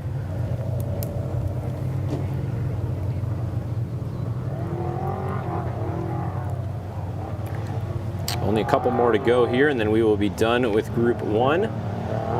Our Score Method Race Wheels Baja 500 live qualifying session from Ensenada, California, Baja, California. Should be getting a sector time any second here from Cameron Steele. Yeah, Cameron's going to have to be, let's see, Jurgensen was down below. 222 is what we got for Cameron currently. Jurgensen was 213. Holy smokes. Yeah, Jurgensen was on a heater there. I mean, that dude is fast. And it obviously, he's a good driver because he's fast in everything that he drives. It doesn't matter what the truck is. Yes. That's what we were saying. He's driven every kind of make, every model of different thing. He's fast in all of them. Mm-hmm. It's kind of like a Brock Heger. Yep. Fast in anything that he drives. It doesn't matter what it is.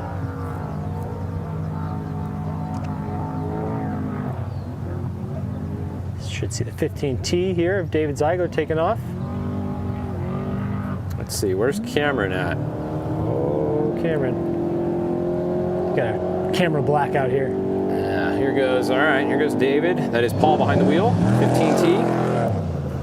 Cameron should be coming in pretty soon, I would think, to the There's Cameron there. finish. There he is. Coming around 320 on a good pace. What do you say, you got to be by 330? Yeah, 330. He's at 320, so he's on a good one. Oh, he's throwing it in right there. Pretty hard. Cam. Let's see how he does this last section. We got the G out coming up. Let's see if he can navigate this corner. We got the jump into the G out. Let's see, how's it fly right here? Okay, pretty good. Go. Got one more little jump. Navigate this hairpin left. Let's go, buddy. Outside and then cut it in. There we go. Oh, all the way in. That was pretty good. Now we're on the pipe. There we go. Get those Yokohama Geolander MTs digging. We know Cameron was watching earlier because that was a perfect line right there as well. Go, buddy, go. We're at 4. You got a good run there, buddy. Good job. All right. 405. See, 405. 405. Again. Right. I can't believe how many cars we have at a 405. It is literally insane. He was 405, 231. He's the fastest 405 we have today. So he is number 1 in something there. He is the first 405 with a 405.231 for Cameron Steele. That is second in Trophy Truck two-wheel drive, 11th overall right now. He's going to be starting right behind Ray Griffith, and he's going to have Brendan Gaughan right behind him on Saturday so far. We still have the all-wheel drives to go with one two-wheel drive mixed in, but remember, they will be starting in front of all of these people. So this order right here is going to be our order as soon as these last two cars go. Correct. The only thing that's going to change is people that may jump between themselves in the next group. Right. But Gustavo Badosola Sr.'s truck, driven by Ricky Johnson, is going to be the 13th car off the line on Saturday.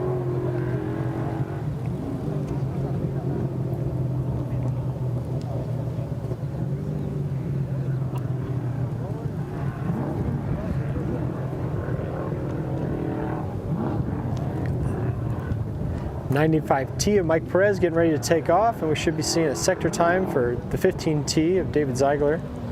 Well, it was Dave Mason that was driving Cameron's truck. Wasn't on our list here, but Cameron just let me know that. So Dave Mason Jr. was piloting the 16T Good there. run, Dave. So there you go. Good job, Dave Mason. Thanks for the update, Cameron. It wasn't. They didn't have him listed on our sheet here. So Dave Mason Jr., great run there.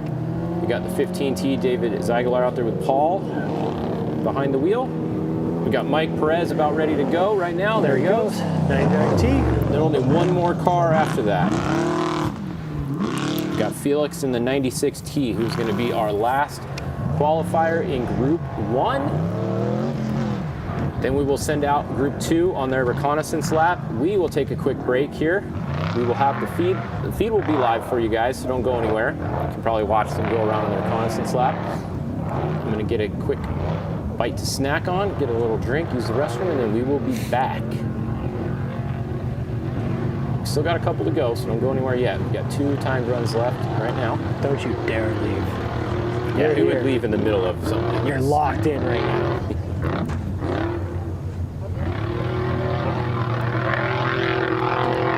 Should have the 96T of Felix taking off here. Should be out on course currently. Or the 95T.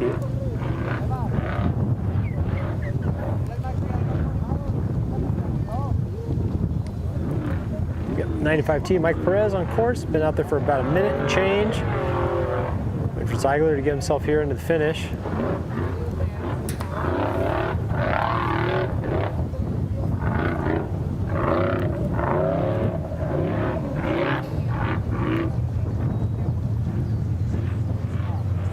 Oh, little problem there. Went a little too inside.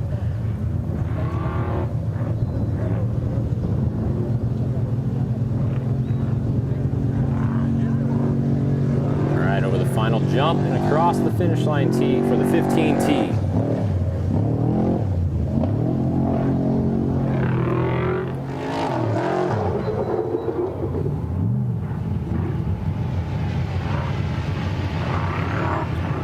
Good run there.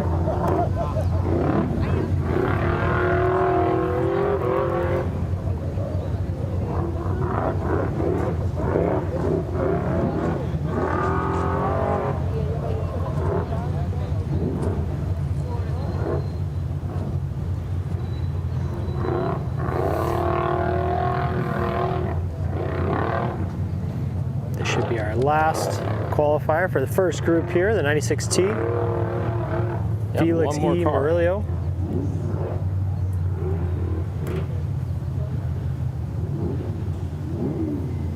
Seems like those Method Race Wheels banners have slowed down a little bit. A sector time here for the 95T of Mike Perez at a 2:48.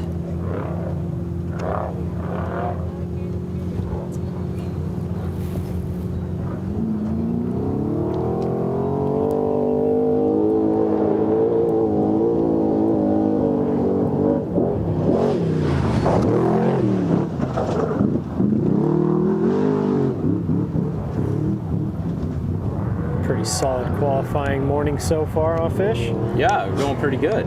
No big upsets, nothing too crazy. Well, hopefully we don't jinx it, but everybody's kept it together so far.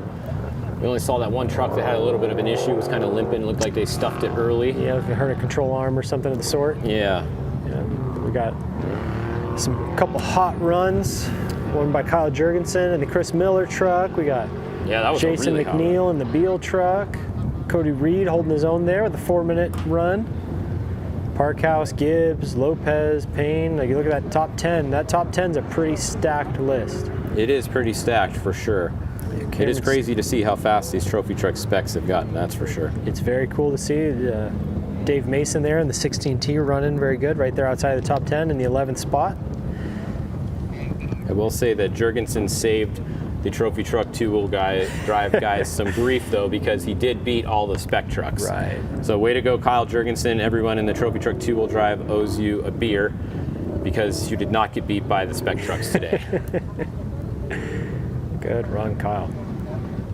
It's funny because Kyle's mostly a spec truck guy, too. True. Very true. Mike Perez here coming around, getting caught in that quicksand. I do believe this truck is prepped, maintained, and pitted by Keith Smith and his team.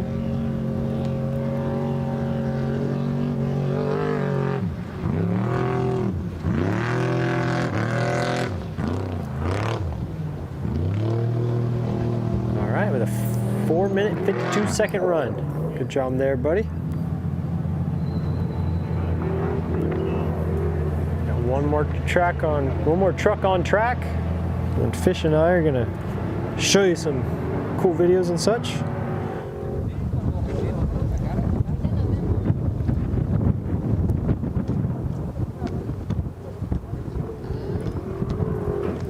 Yeah, just waiting for our last couple cars to get done here. Do we have a time for Mike Perez? Did you just read it while I was looking at this other thing? Let's see. Where's Mike Perez? There he is. Yeah, 4:52. 4:52, 5:12, Mike Perez. Just waiting on the 96T to finish. We got a little something special to show you guys, and then we're going to take a quick break. Come back for the Trophy Truck Open qualifying. Got 11 qualifiers. I mean, this thing is stacked. We have Bryce Menzies, Andrew Myers, Kevin Thompson, Rob McCachran, Adam Householder, Justin Lofton, Tavo Vadosla, Luke McMillan, Christopher Polvardi, Alan Impudia, and Max Gordon. That is a stacked field. I love that. That is awesome. Every single one of those people are like dudes you'd have posters of when you were a kid. Yeah, I mean, I think most of those guys, most of them have won a score race too. Looking down the list, there's only maybe 1, 2, yeah, maybe 2 or 3 people that haven't won a race on there. Yeah, that's pretty stacked field. Following along here, the 96T of Felix, coming through the big King ski jump there. Okay. Nice King wrap job on that rig. Tightening it up here through the left. We're going to make this 90 right with the wall on the outside. Got to play it a little safe. And then you got to dash yourself to the finish.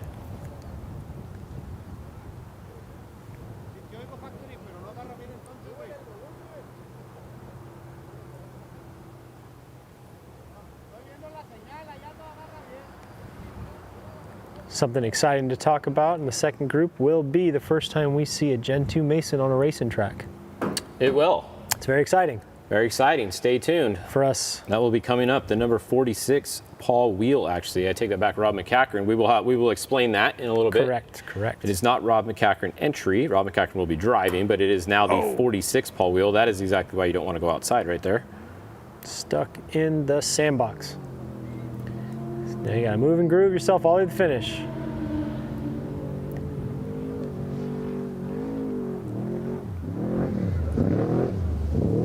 All right, there we go. That is our last car crossed right there. 4:43. Good run there. Congratulations 3.4 to all of our Group 1 qualifiers on keeping it rubber side down. Yeah, that was pretty good. All right, well, like we just said, they're gonna water the track real quick. We're gonna show you guys some results real quick. This is your overall right here, group results. So this is the order that they will start in behind Group 2. So Gustavo Vadosla Sr.'s first, Steve Beal, Cody Reed, Cody Parkhouse, and down the line. We are missing something in that all list. the 405s. Okay, there's 2 on this board. How many we got here? 2, 3, 4, 5, 6 at 405, 1 at 406.0. Right. I mean, it is insane how close these guys are. 405, 410 to 418. I mean, we're talking just a couple seconds between the top 30. And that's pretty good. That's pretty good racing right there. That is awesome. It is kind of cool to see how fast the course got. Definitely. So we know off-road racing is. There we go. Off-road racing is a beast that's unlike anything else. You get to see all kinds of stuff out there, blood, sweat, tears that go into every race. Surviving Baja is a new series that's coming out, and it dives into what it takes to make off-road racing. Check it out. Here's a quick look at Surviving Baja. I think if someone's going to come down here, surround yourself with good people. I knew he wanted to go race, but what kid doesn't, right? You know, what made Jack kind of special is the fact that he seemed to really get it. He seemed to be really good at it. Are we doing everything that we can do to win in preparation that we've gone through, the millions of notes we've taken, the hours of time we spent trying to be ready for this moment? Does it all come to fruition and we put the hammer down and go win? I've had really good friends get injured being outside of the truck. I want to go home to my family.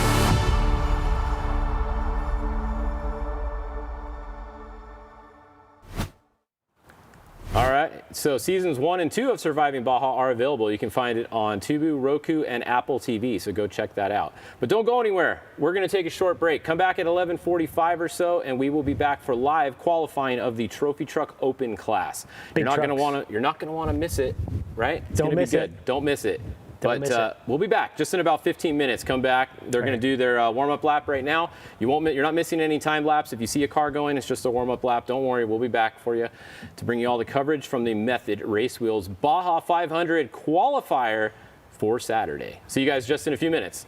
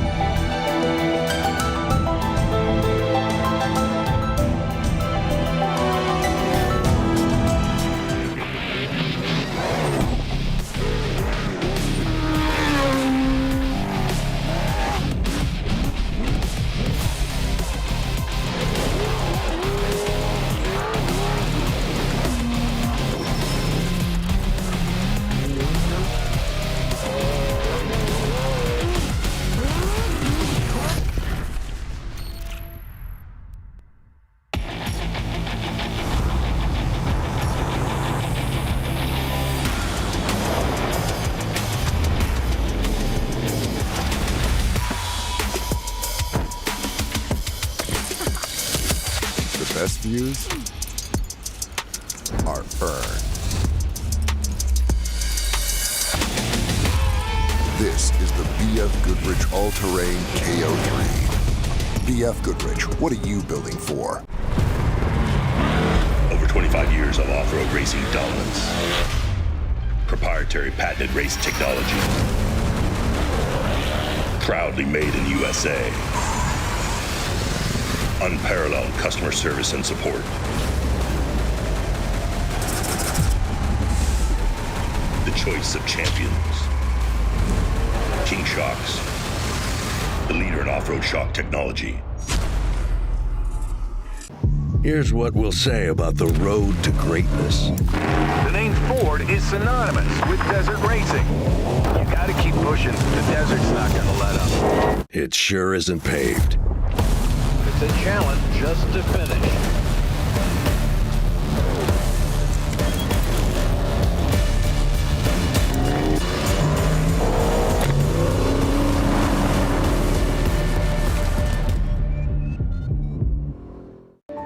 From an early age, we race. It's part of who we are. It's in our DNA. For some, the need to keep pushing fuels our lives. At VP Racing, we pour everything we have into creating the industry's best products for those who put it all on the line. Whether it's the track or the trail or wherever you race, they say you can't win them all, but you can sure as hell try. VP Racing. Win every race.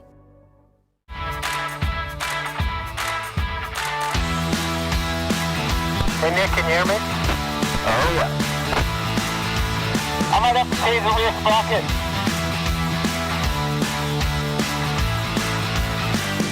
Wow, this is beautiful. It rides really good. Crossing the road now. Copy that.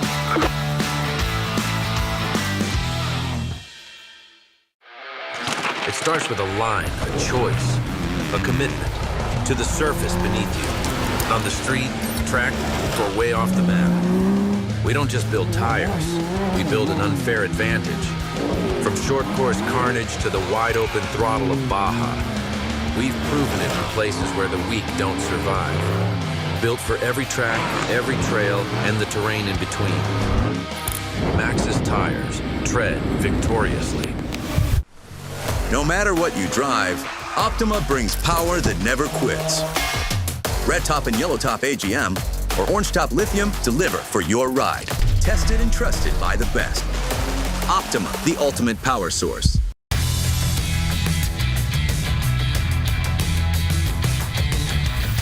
The finishing touches of any off-road vehicle are the things you add to make it your own. That's why we've developed a full collection of over 70 Polaris-engineered accessories specifically designed for Pro R.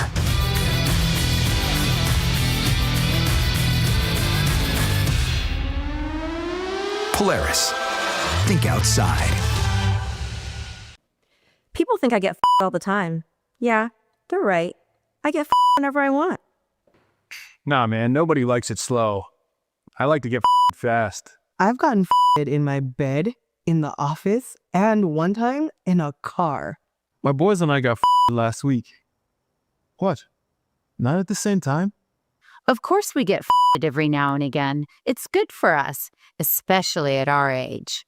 Yeah, it is. You guys are getting f***ed? How?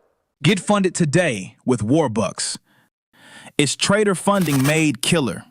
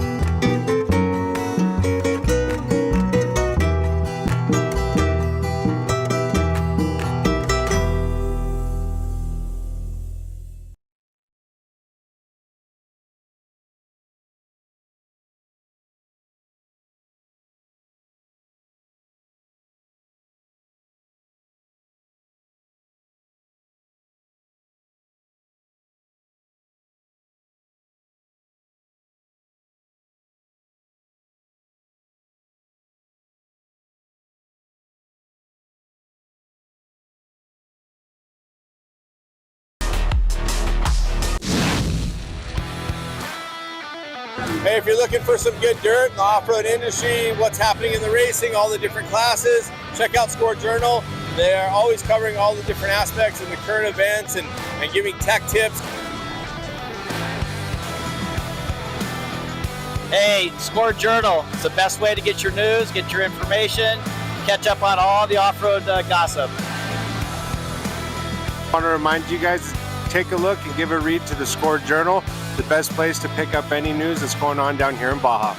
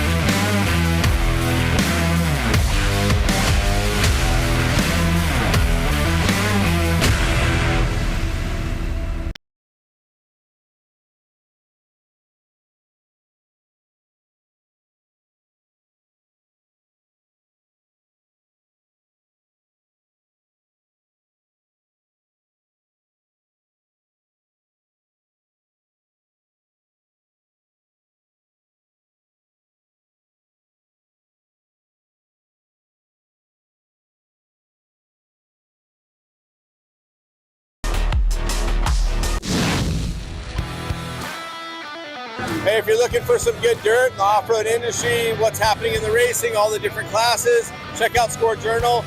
They're always covering all the different aspects and the current events and giving tech tips.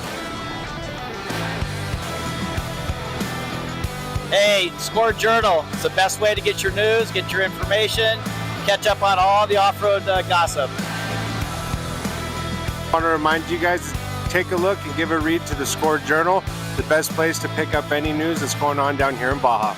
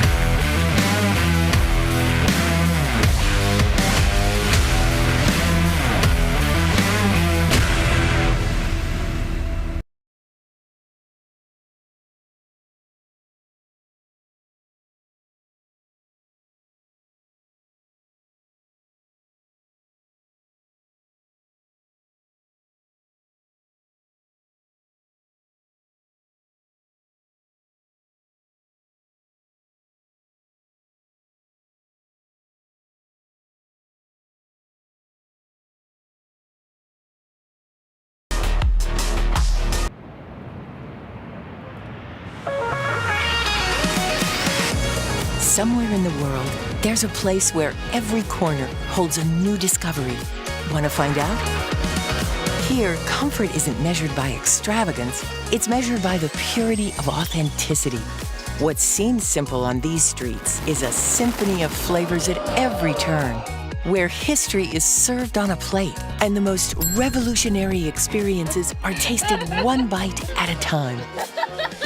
Like that first time standing before 12 volcanoes, feeling so unique.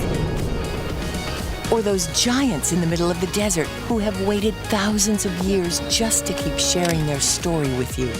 Here, vineyards stretching to the horizon are just part of everyday life. Dance, sail, run, and ride. That's a decision you could make at any moment of your trip. Let the wind guide you, the horizon inspire you, and the journey transform you. Here, what seems ordinary, like crossing a desert, enjoying the sea, and watching the sunset from a forest, is truly a treasure. This isn't just a place, it's a feeling. And what is just part of daily life for us? For you, it's an invitation to an unforgettable journey.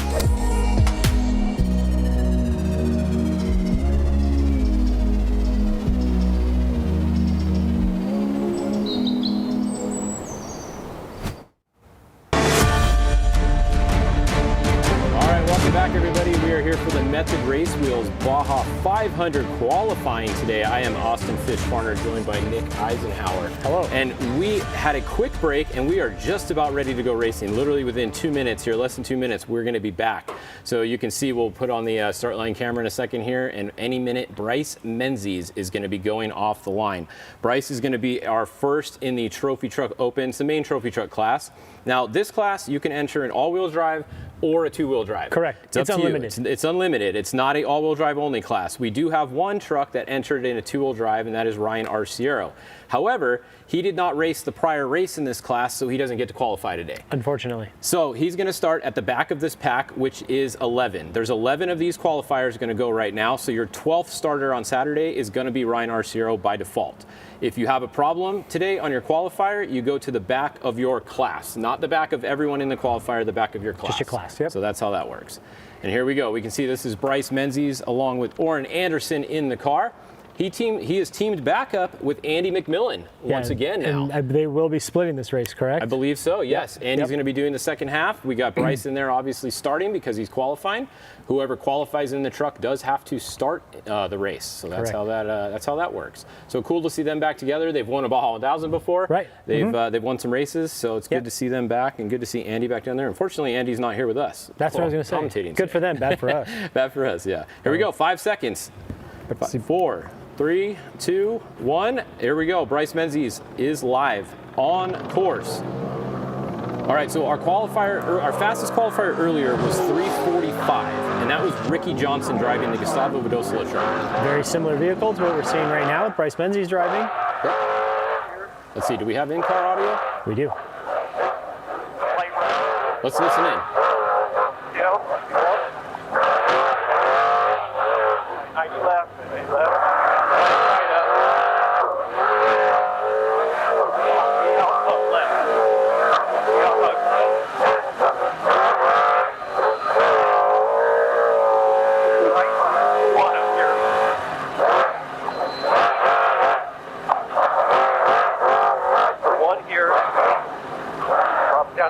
Out.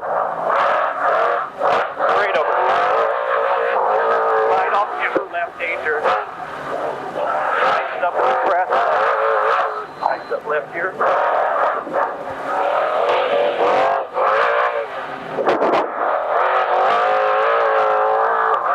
Right to the GL. GL, right.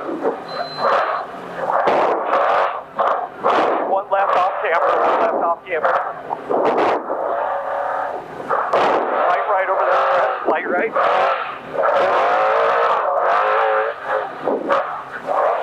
Stop left right.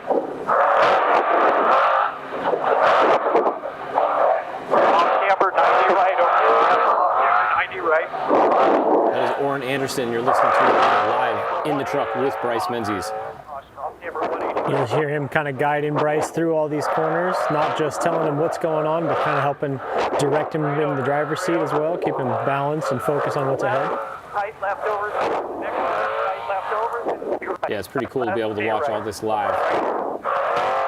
You can see it is a technical course. It's not a flat, easy course. Not. There's lots of up and downs, left and rights, tight turns. Especially when you see it at this pace. You know, these guys are moving faster than arguably anybody else on the course so far. And oh yeah, it definitely makes these straights seem short and the turns seem much tighter. Well, here we go. His sector time halfway 2:09. I think it was 2:11 earlier, wasn't it? Yes. It was Ricky Johnson was 2:11. Yep. So currently he's 2 seconds faster. All right, let's see how he opens it up on the second half.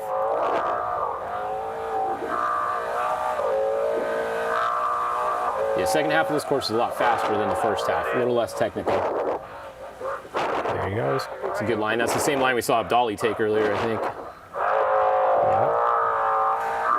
Wow. I haven't even been watching the timer here. He's moving so good. Look at that. Biggest jump we've seen all day. That was a send Holy right there. smokes. I hope we have an outside shot of that one. Wow. We can cut to later on. Yeah, wow. If we have the outside drone shot of that, we're going to have to show that one after this run here. Now, second truck off the line. Here's the 69 entry of Andrew Myers. This is a brand new Mason all-wheel drive truck. And this is Andrew's debut into the all-wheel drive racing vehicle. Here comes that G out right down here. Let's look at that. Not bad. Smooth. Looked good from that angle. Yeah, he's fast. Now he's going to come up to that hard 180 left up here at the top of the hill. Let's see how he does right here. He's at 330 currently, and if you remember in the past, we were saying he needed to be at 330 back there. So he's, yes, he's he is moving considerably faster. Yes. This may be a 4 minute, sub 4 minute This time. will be sub 4. Yeah, or below 345. 343. Holy smokes, Bryce Menzies. All right, new leader, 343, Bryce Menzies. Good run, Bryce. Hey, Bryce, good shit. Now we got Andrew Myers here, getting a little crazy. That's Yeah. all right. Like you said, brand new truck to him. His first race out for him, Mason all-wheel drive. Beautiful truck. He's been racing with Score for a while. Very long time. He had a 2-wheel drive, just got this truck, first race out. Let's see how he does. First time qualifying in all-wheel drive as well. This will be fun to see. We got Andrew Myers out there right now, and then behind him on the line it's going to be Kevin Thompson. And it looks like Kevin is qualifying, unless they forgot to tell us Harley was, because it's not written on here. But Kevin should be, because I've seen some videos of him pre-running out by the coast. So that means he's doing the first half.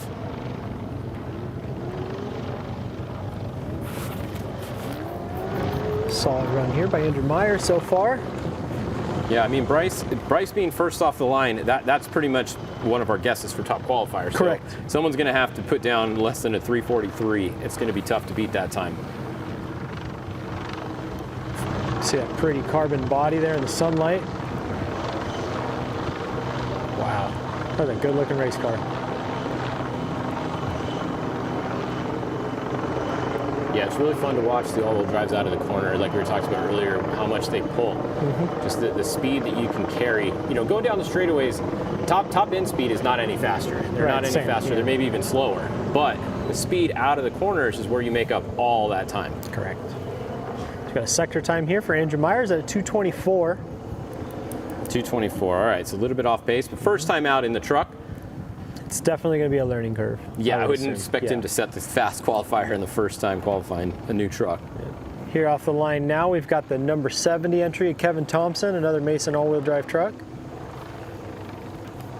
Yeah, Kevin and Harley Lettner. Harley runs the shop there, also gets to drive. So Harley will be doing the second half of the race. We see Kevin is in here at the start. Kevin's been spending some time. He's got a couple of these trucks now. Correct. He bought the old McMillan Dan's truck. He's got that thing, so he's been pre-running with the same truck that he races in. I know it's a lot easier when you're pre-running the same thing you race to be able to dial your lines in even better. See a few guys out there doing that now. Bryce Menzies, we know he has 2 of these trucks. He does the same thing. He'll go and pre-run after he gets his line set in one of the same trucks he's racing. Andrew Myers at the 324 mark as we hit this hairpin corner. You can kind of see how this course is deteriorating a bit. But it looks like these all-wheel drives are just... They just suck it up and go. Oh, yeah. You can see the roost just coming off the front tires through the corners. See how he navigates this last corner here.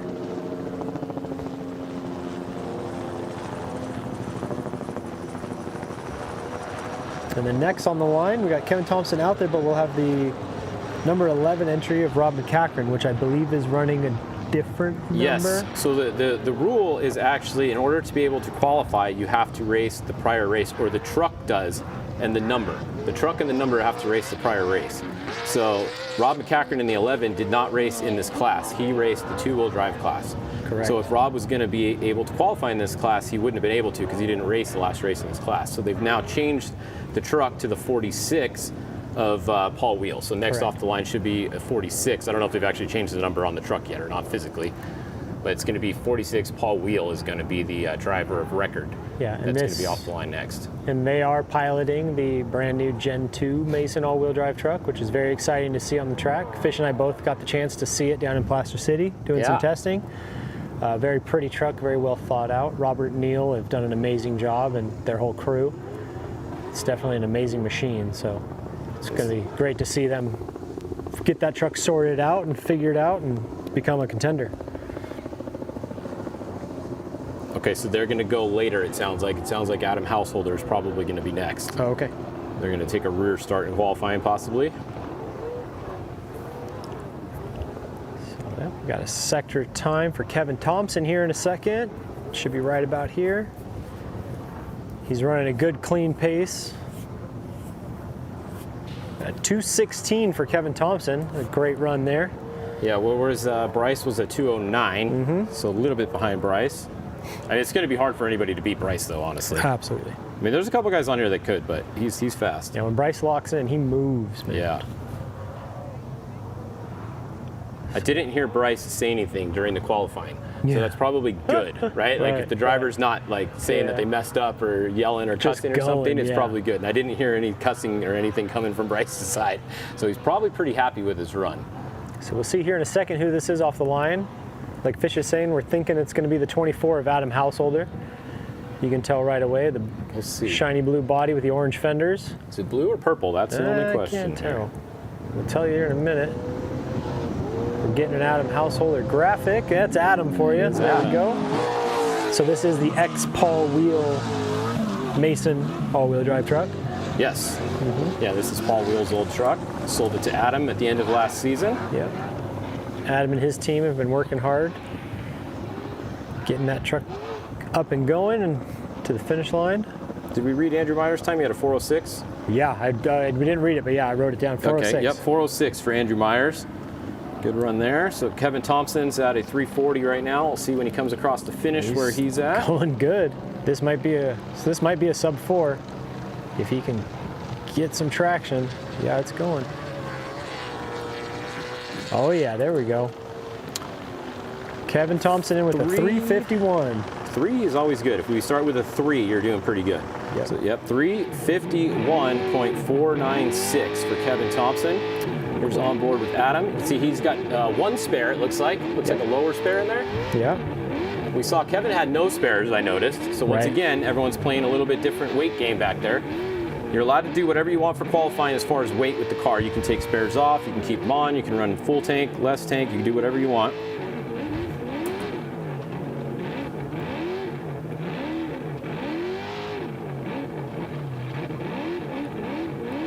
Now, a name we didn't see on the Spec Truck list was his dad, Terry Householder. Usually those two guys race together. Yeah. Maybe he's sticking stateside, or maybe they're trying to put all their eggs in this basket for the 500 and focus on one truck. Yep. It's definitely a lot when you're trying to manage multiple vehicles on the racetrack at the same time. Yeah, Householder's been around for a while now. He's got a great family, like you said. He started racing in 1450, the best class out there, obviously, right? Absolutely, yep. Hands down. He's one of the few that has gone from 1450 all the way up to the all-wheel drive trophy truck. Right. Probably the only one, actually, with the all-wheel drive. I was going to say with the trophy truck, but yeah. I'm trying to think here. We got a lot of guys that came from 1600 cars into all-wheel drive trophy trucks. The Myers, McMillan's, Vildosla. Yeah. Lofton? I don't know if Lofton. I don't know where Lofton got his start. I know he did some circle track racing.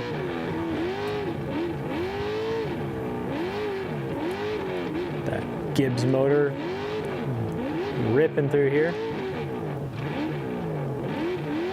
So Householder and then Justin Lofton is going to be next on the line. Yeah. We got a sector time here for Householder with a 221.3. So he's right there in that wheelhouse. So hopefully he gets in here in a sub-4 time. Holy smokes. We'll see how he hits this big jump there. Sounded fast. Dude, it sounds good. Right? Yeah. Justin Lofton should be off the line right now. Yep, 41 entry, the Aw Beef truck. Every 3 minutes is the start gap here, and there he goes. Justin Lofton off the start line. We got 2 trucks on track now. So we should be seeing Adam come to that hairpin right with the canyon on the left, right here.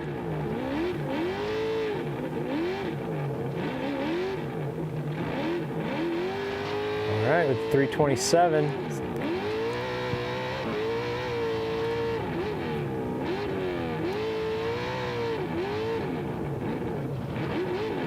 .338 here for Adam Householder. He's got this one last turn. He's got to get himself across to the finish.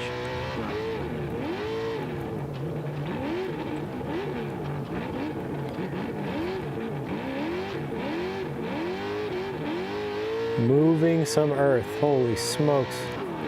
Yeah, this is looking pretty fast. Looks like we're going to see a 4+ time here for Adam. 221. What is that? That's third fastest so far in the sector. He's going to pick it up a little bit.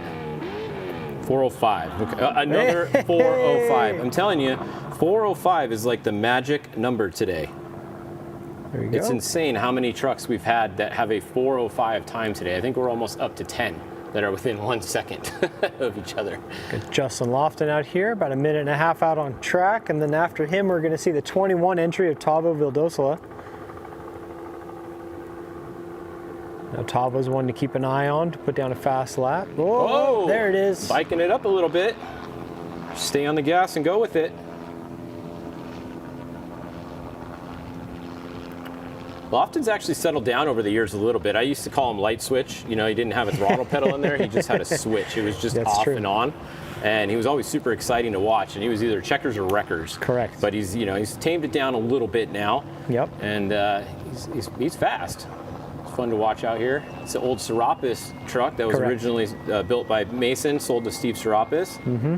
He sold it to Justin Lofton. So after him, we're going to have Tavo Vildosola, like you said, on the line. Another very fast driver. This whole class is fast. There's nobody slow in this class. Something to think about here is we're looking at Justin Lofton's first sector time, and he's at a 2:09, which is right there on par with Bryce Menzies. He's actually faster than Menzies' time because Lofton's at 2:09.7. Bryce was at a 2:09.8. Wow. So let's hope that Justin can put some time down and keep moving. 1/10 of a second. 1/10. This whole day, we've talked about tenths and hundredths of a second, like the whole time. These off-road guys are getting fast. It's insane how close everybody is. So we got. I mean, these guys all have the same truck too, basically. Correct. They're all in Mason all-wheel drives, except for Max Gordon, who's going later. Yes. And the guys that are all-wheel drive with 2 engines. 2 engines. Got Tavo in the 21 taking off the line now. Keep an eye on him. He's going to have a good solid run. Big old jump right there. All right. Back following Justin Lofton. There he goes. He's doing good. Yeah, he's going to be fast. Is he going to take Bryce down or not? What was Bryce at in that corner? Wow, what a great setup for that corner there. Let's see what he does here. Oh, man, he's at 330 right here. I think he's got him. Holy smokes. Go, Justin, go. Dig, dig, dig, buddy. Ooh, this is going to be really close. Yeah. Really close. 341. Let's see. That timer usually comes back a second or two from that. Where we got Justin Lofton. Oh, my gosh. 344.9. Bryce was 343. So he lost 2 seconds there. God. He lost 2 seconds. He had him by a second in the first half, and then he lost by a second. So he lost 2 seconds in the second half. Impressive. Great work, Lofton. 44.949 for Justin Lofton. Second spot right now, just behind Bryce Menzies, right in front of Kevin Thompson. But we have Tavo out here now. And we've got a whole bunch of fast dudes right behind him. Yes, on board here with Tavo. It's fun to watch. So this race especially, I think these guys are going to be pushing a little extra harder in qualifying because you don't want to be behind anybody when you get to the summit. you want to be in front of as many trucks as you can be by the summit, because that's just one more person in front of you that could mess something up to create a bottleneck. Correct. So I think these guys are really going to be pushing this qualifying to try to get a top spot. Left 2, down tight. Some longer races, it doesn't matter as much, or depending on what the course is, it won't matter quite as much. It does go down the beach first, so that's kind of good, because you do have some opportunity for passing a little bit down the beach. But you definitely don't want to be behind anybody at the summit. Right 5. So that's Tavo there with longtime co-driver Javi in there with them. Got a sector time here for Tavo with a 2:12, so we're about 3 seconds off our fast qualifier Bryce Menzies currently. But like we said, we saw Lofton lose some time, and maybe Tavo can make it right back up.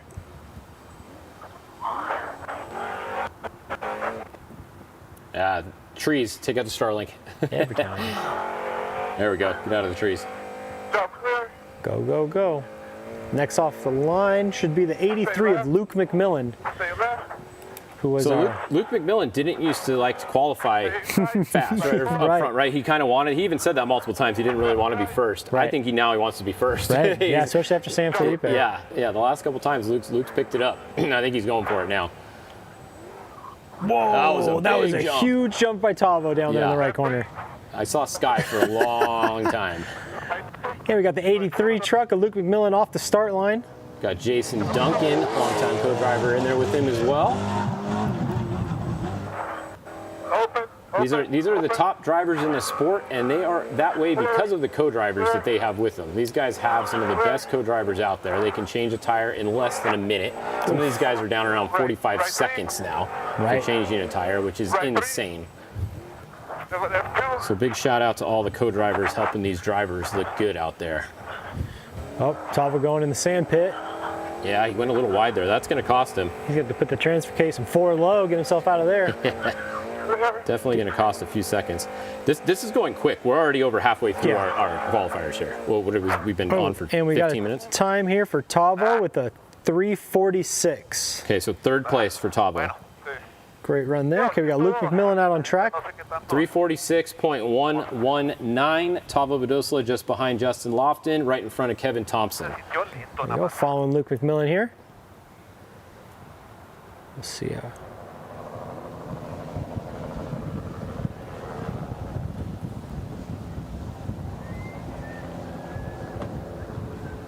Yeah, it's incredible to watch, like that spot right there, how you watch the all-wheel drive truck kind of put the front tires where it wants to go. You stand on it, and it pulls the truck right out of that spot. Yeah. If you put a two-wheel drive truck into that position, you'd be digging out in the bushes. There he goes, there he goes. Watch him set up here for this sweeping right. Nice and smooth, Luke, good job.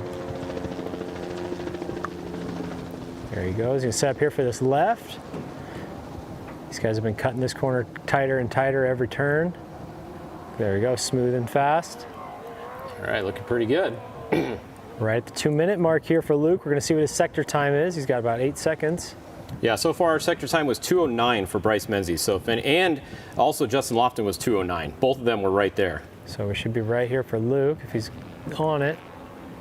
2:10. 2:10 for Luke, okay. Okay, so Bryce was 2:09.8 and Luke is 2:10.0. So only 0.2 of a second slower. We're talking about tenths in dirt racing Tenths here. once again. This Tenths. is insane. Tenths of a second. Next on the line is going to be the 94 entry of Christopher Pulvardi. Yeah, he had a little bit of a mishap at San Felipe Qualifier, which put him in a rough spot for starting. So we're going to see if he can turn that around. Yeah, he broke a belt and they tried to fix it, but he was better off not fixing it. So now everybody knows the rules. If you have a problem, don't try to fix it. Right. Just take a DNF and you go to the back of your class. Still with the top 5 finish at San Felipe though, not terrible. We're going to see how he does today in qualifying. Let's hope he has a little bit of better luck. Yeah, he had to pass so many people at San Felipe. I couldn't believe he even got where he did up there. Like that was just insane. He was able to come through the pack like that. And there he goes. There's a 94 off the line. Somebody to definitely watch with years and years of short course experience. You can definitely tell when the short course kids are out here ripping on the qualifiers, they don't care. They just throw them in and hope for the best. So they go for it. And he's got Mike Kim riding with him from Fox Shocks. We've got Luke McMillan here, coming around to our last corner. See how he does here. We're sub 330 in this corner. So this. See, that was good. He went inside. He didn't really lose any time out in the berm. There it goes. So now you're just praying for traction, trying to get to that timing loop. Here we go. Yeah, it's fast. 340. This might be it.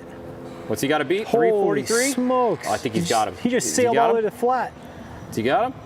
No. 344.0. Oh, golly. Oh, he did get ahead of Lofton, though, because Lofton was 344.9. Impressive, Luke. Good run. 6/10 of a second off. 6/10 behind first place. Not only are we in the same minute, we're in the same second. Half of a second. Half of a second difference here. It's crazy. All right, we got on board here with Christopher Polvardi.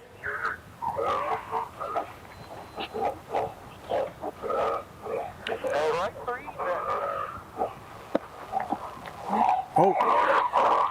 Right 3 over. Left 3 over. The right 3 over. Opens. Whoa! Yeah, there we two go. wheels there. He don't care. He's still moving forward. That was the same corner that we saw Lofton come up on 2 wheels. See how he navigates this one here? Oh, yeah. You can see the difference in driving styles here between... Short course. Yes, just throwing it around. Yeah. Now, there was a tire change here on this team as well, from the Toyo to the BFG, so I'm wondering if there's some driving characteristic changes that we're figuring out. Yeah, he's on BFG tires now. We're diving deep here around this corner.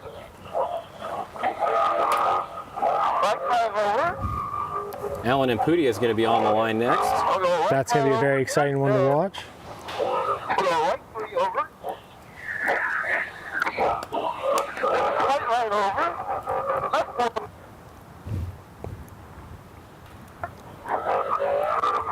All right, so Pavardi's halfway time, 2:07. Oh, he is 2 my seconds gosh. faster.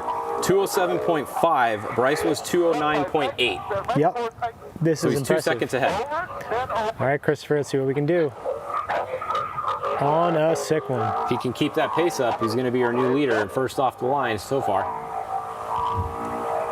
No stranger to qualifying first, taking off the start line first. That truck flew really well off that jump. Did you see that? Oh, yeah.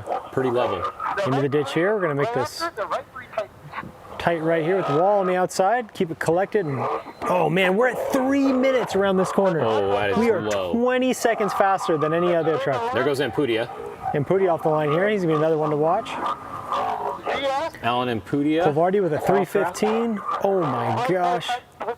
Oh, I got to scroll up to the top. He's going to be at the top, I think. I think he's going to get Let's Bryce see here. if he can navigate this corner smooth. Let's go, Christopher. Oh, he lost a second there. Did you see that? Yeah.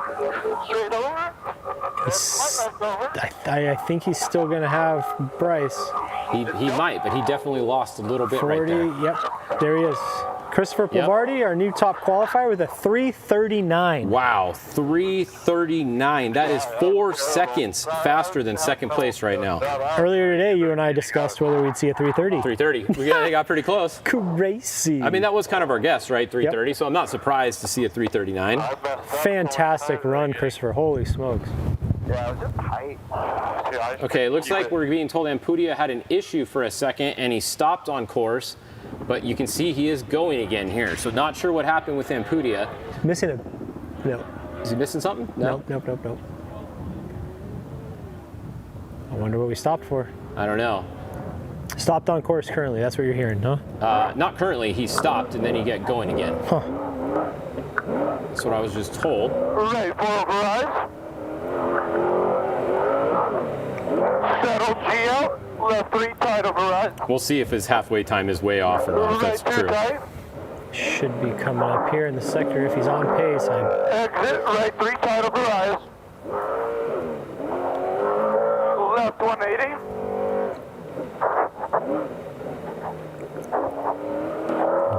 Straight over up.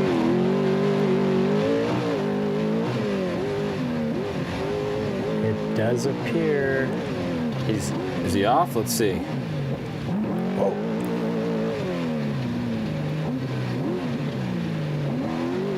Should see a sector time like, yeah. He's got to be, right? Yeah, because we're at 216.6. Yeah, probably because 207 was Bovardi. So you're like 8 seconds must off. have been a really quick stop. Wonder what that was about. Down here through the trees. I mean, we're talking about like a 5-second stop or something. So something real weird.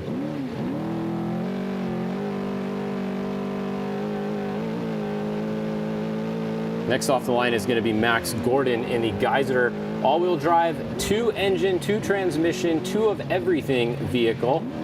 Is a hold my beer and watch this moment when they decided to build that in the Geyser shop. Very true. Very, very, very true. The front engine drives the rear wheels, and the rear engine drives the front wheels. It's pretty trick setup they got in there. It's pretty crazy. The thing weighs about 20,000 pounds, and here it comes. There's Max Gordon. There he is off the line. Now this is something, I don't, if you ever get a chance to stand on the sideline and watch that truck go by at pace, it's impressive. You can just feel the ground move and the noises it makes. It's an impressive machine to see grooving. It's impressive to look at a contingency, just to see how they did the whole design and build of the car with 2 engines and everything in there. Exactly. I mean, it is kind of cool if you have a problem with one, you can still potentially drive on the other one. You know, if the front wheels go out, you still have the rear wheel, or front engine goes out, you still have the rear engine running. So it's kind of cool. Go, we got time for Ampudia here pretty soon. Still going to be sub 4, which is impressive. Even if we did have an on-course stop, it's going to put him in the number 6 spot with a 348. All right, 348. Okay, so we have Max Gordon out on course, and then we should have the 46 of Paul Wheel. We're gonna have to wait and see if they start. Do we see a car down there on the start line? It looks like there's someone underneath the Method Race Wheels arch there.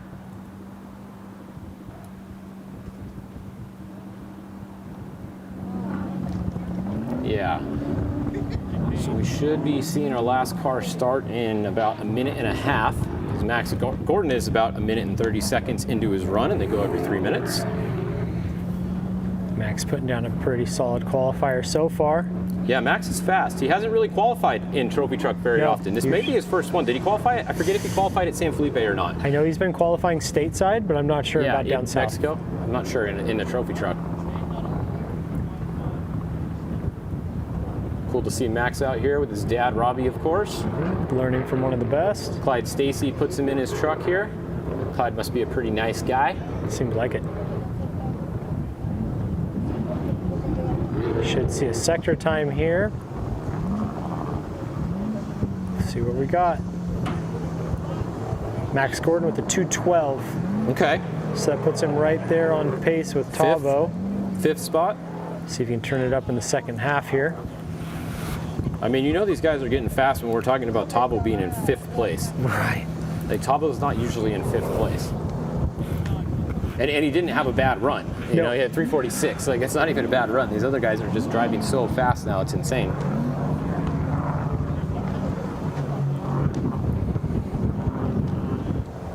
Should be seeing Max Gordon.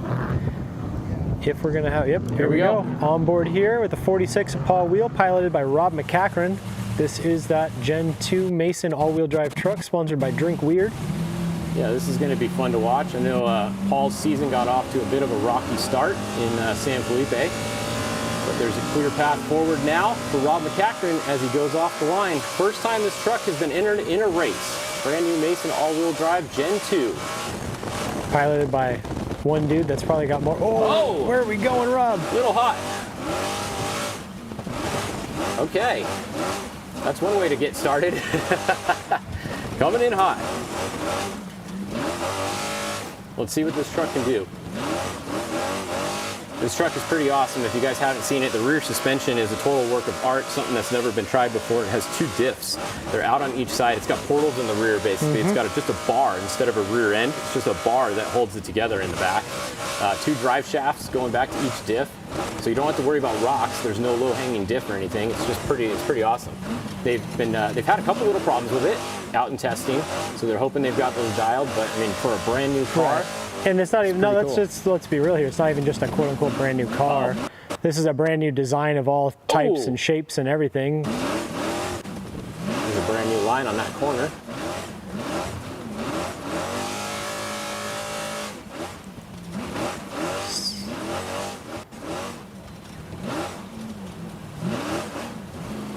hope that there's some kind of method to Rob's madness here. Yeah, I mean, first time Rob's driven this a couple times out in testing a little bit. He probably has less than, I think, 200 miles on this truck, probably maybe even less than 100 on it. Doesn't have a lot of seat time in it yet. Let's see where we're at on his time here. Currently, we're at 140 on track so far. What did we get from Max Gordon? Where was his time? Max is in 5th spot with a 345.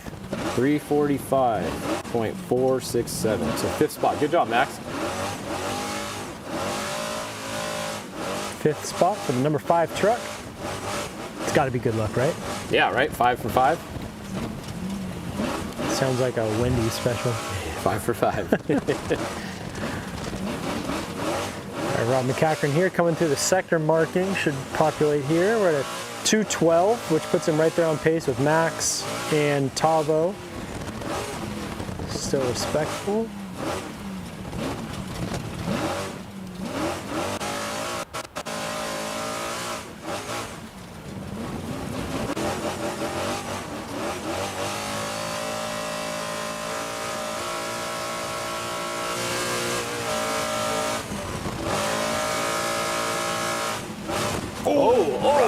What a wild man. That's a big ditch there. Oh, that was a good line. It held together, didn't it? That was good right there, yeah. Looks like Andrew's co-driver's got a whole freaking lap full of trees there. He's got a bush. All right, let's see. What was it? What was the sector time? Was it 212? 212, yeah. Okay. He may have made some time up here in the back half. He's getting crazy. He may be one of the fastest second half times. All right, we got 305 coming around the corner, or 310 coming around the corner here. Oh, the other guys were at 3 in this next corner, weren't they? Oh, yeah. Right? Weren't they like right around here at 3? Yeah. We'll see here. I mean, I don't think anybody expected this thing to be on the top of the box the first time out, but I mean, there's to have a clean run is a good accomplishment. Seems like it's pushing a little bit. There he goes. Dig, dig, dig. See, you get this thing in the top 5. Yeah, he's got to be under a 345. Yeah. We should have a time repopulating here. And we got Paul Wheel in the number 8 spot with a 349. All right, 349. Or 350, it just changed. 350. 350, even.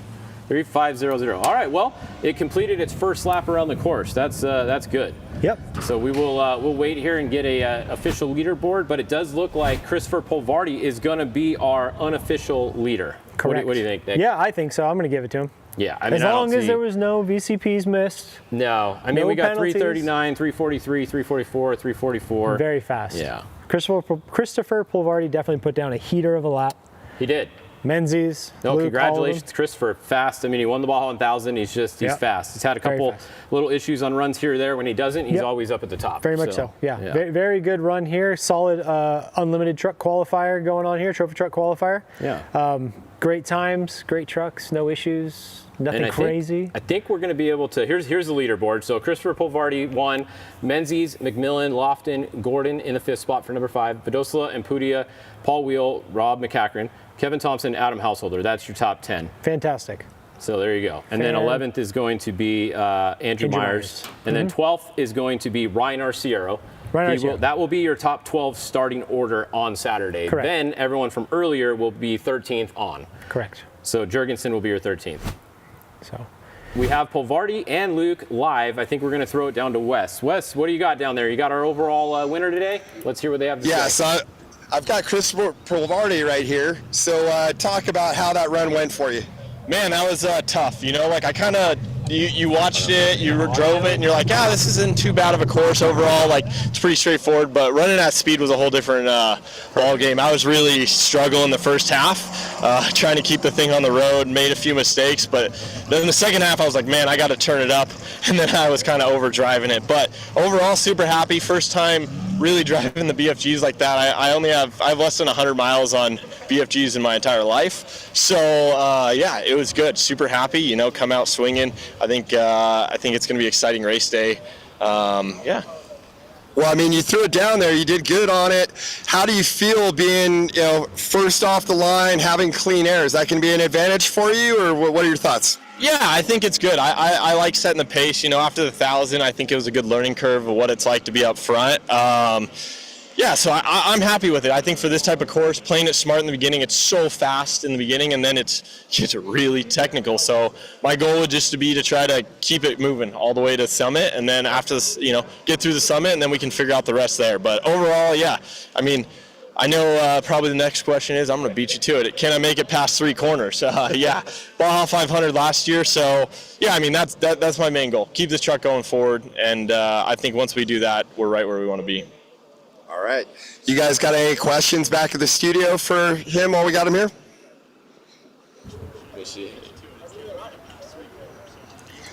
Okay, I'm not hearing anybody, so hopefully we still have them here. I bet you Fish's question here. I got one. Okay. This is Fish asking me if I'm going to take the man line or not. Probably not, Fish. I'm going to be honest. I don't think I have it in me. It's in the UTV. I did my UTV by accident. Down here, but we're listening I went through it. I just kind of blitzed through it. But in the truck, I think it's a different story. I think it's doable. I just don't think it's worth the risk. As someone who's ripped the right front off, I'm not looking to do the left. Okay, so there you have it. Hey, thanks a lot. Good job. Now we got Luke McMillan coming up here. So I don't think we have Bryce. I think he left to go pre-run or something. So Luke, how things go? You ended up 3rd. That's kind of where you generally like to be, isn't it? So how you feeling? Yeah, no, I feel great. It is where I like to be. Man, the competition out here is just pushing and pushing. I mean, we drove hard, but not crazy. The last thing you want to do is make a mistake, obviously. But yeah, looks like we're 3rd. Pavorti, Menzies, and then us. And then, other guys in the mix that are fast on race day is Alan Imputi, and unfortunately he had an issue, so he's back a little bit. So with all that being said, I think we got a great starting spot. And then we got some fast guys behind us, Justin Lofton and Max Gordon. So pretty impressive by Max to, qualify that dual engine truck as good as he does. But no, overall good day. I'm happy with the, I should say finish order, or actually the start order. So now the clock starts at 0 and we do it all over again. Yeah, I think it's a good place to be. I think you can sit back, put pressure on those guys, and let the race play out. I think that's been a strategy for you in the past. So I think you're sitting in a good spot. Where do you think if you can make a move? Where is that going to happen? I'm not sure. I think with the rocks, it's going to happen with flat tires. I think it'll be a flat tire game a little bit, so I definitely don't want to get a flat, don't want to get behind anyone behind us, don't want to lose track position.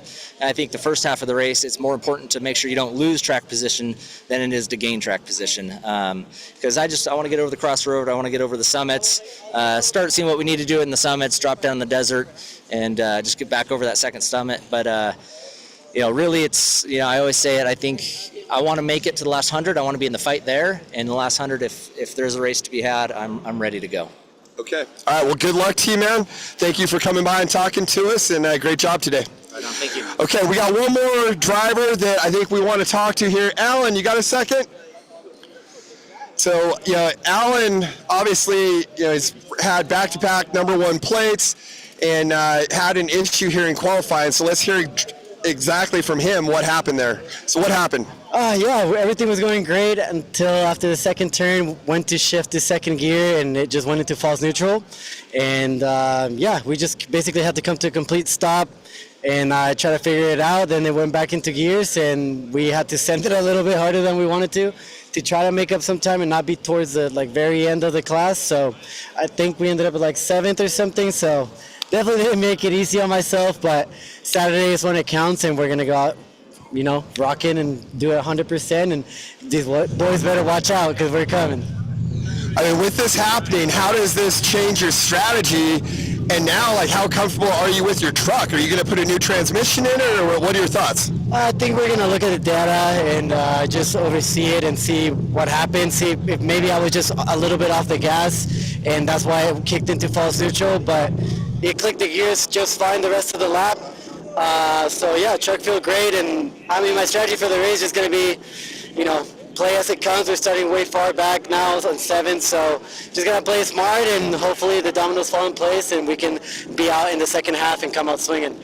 Yeah, I mean, sometimes sitting back there and having that time differential, you could finish in 3rd but still take the overall, so it's not a horrible place to be.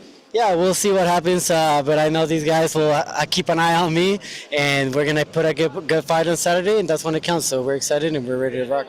All right, man. Hey, thank you for coming by. Good luck. Later. Hope things work out for you. Okay, guys, so there you have it from method qualifying for the Score International BF Goodrich Baja 500. With that, I'm out. We'll throw it back to the studio.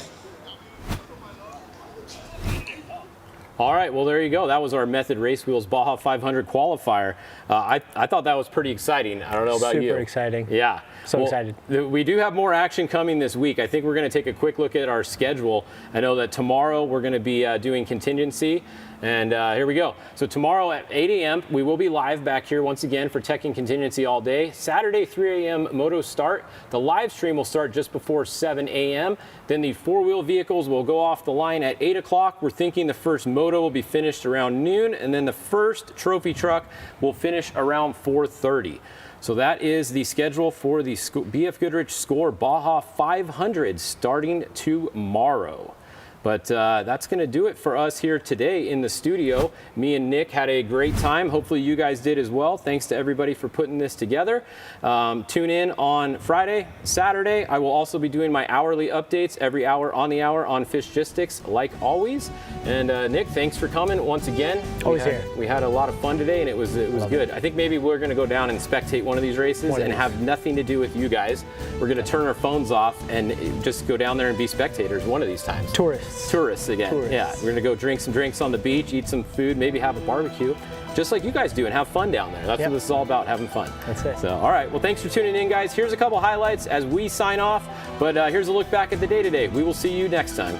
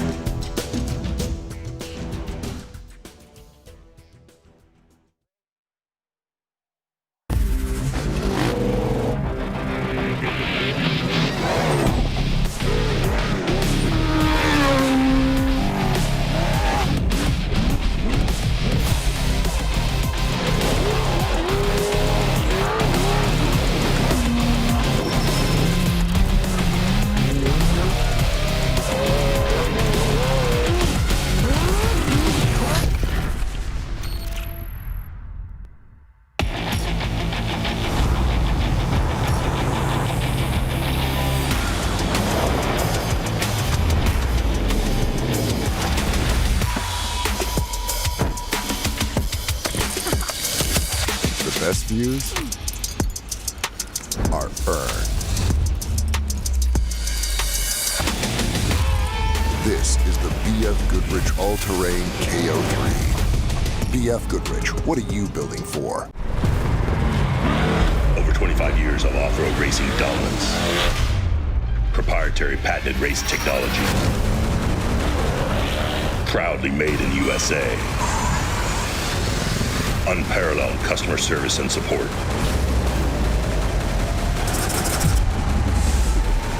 The choice of champions. King Shocks. The leader in off-road shock technology.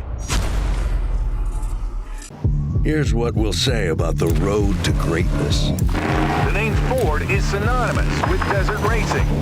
You gotta keep pushing. The desert's not gonna let up. It sure isn't paved. It's a challenge just to finish.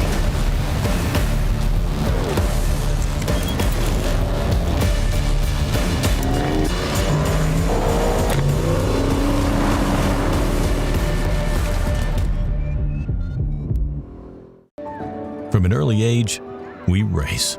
It's part of who we are. It's in our DNA. For some, the need to keep pushing fuels our lives. At VP Racing, we pour everything we have into creating the industry's best products for those who put it all on the line. Whether it's the track or the trail or wherever you race, they say you can't win them all, but you can sure as hell try. VP Racing. Win every race.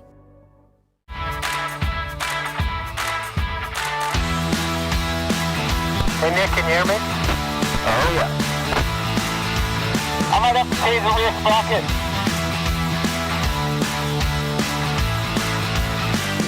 Wow, this is beautiful. It rides really good. Crossing the road now. Copy that.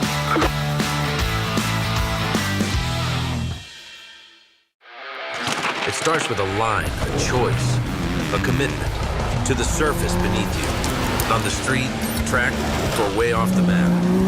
We don't just build tires, we build an unfair advantage.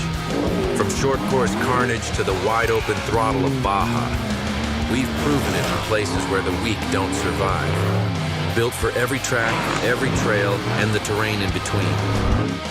Maxxis tires, tread victoriously. No matter what you drive, Optima brings power that never quits. Red Top and Yellow Top AGM or Orange Top Lithium deliver for your ride. Tested and trusted by the best. Optima, the ultimate power source.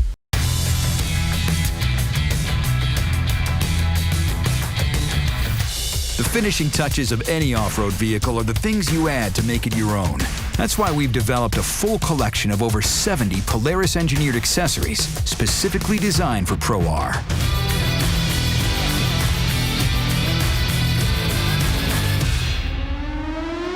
Polaris. Think outside. People think I get f***ed all the time. Yeah, they're right.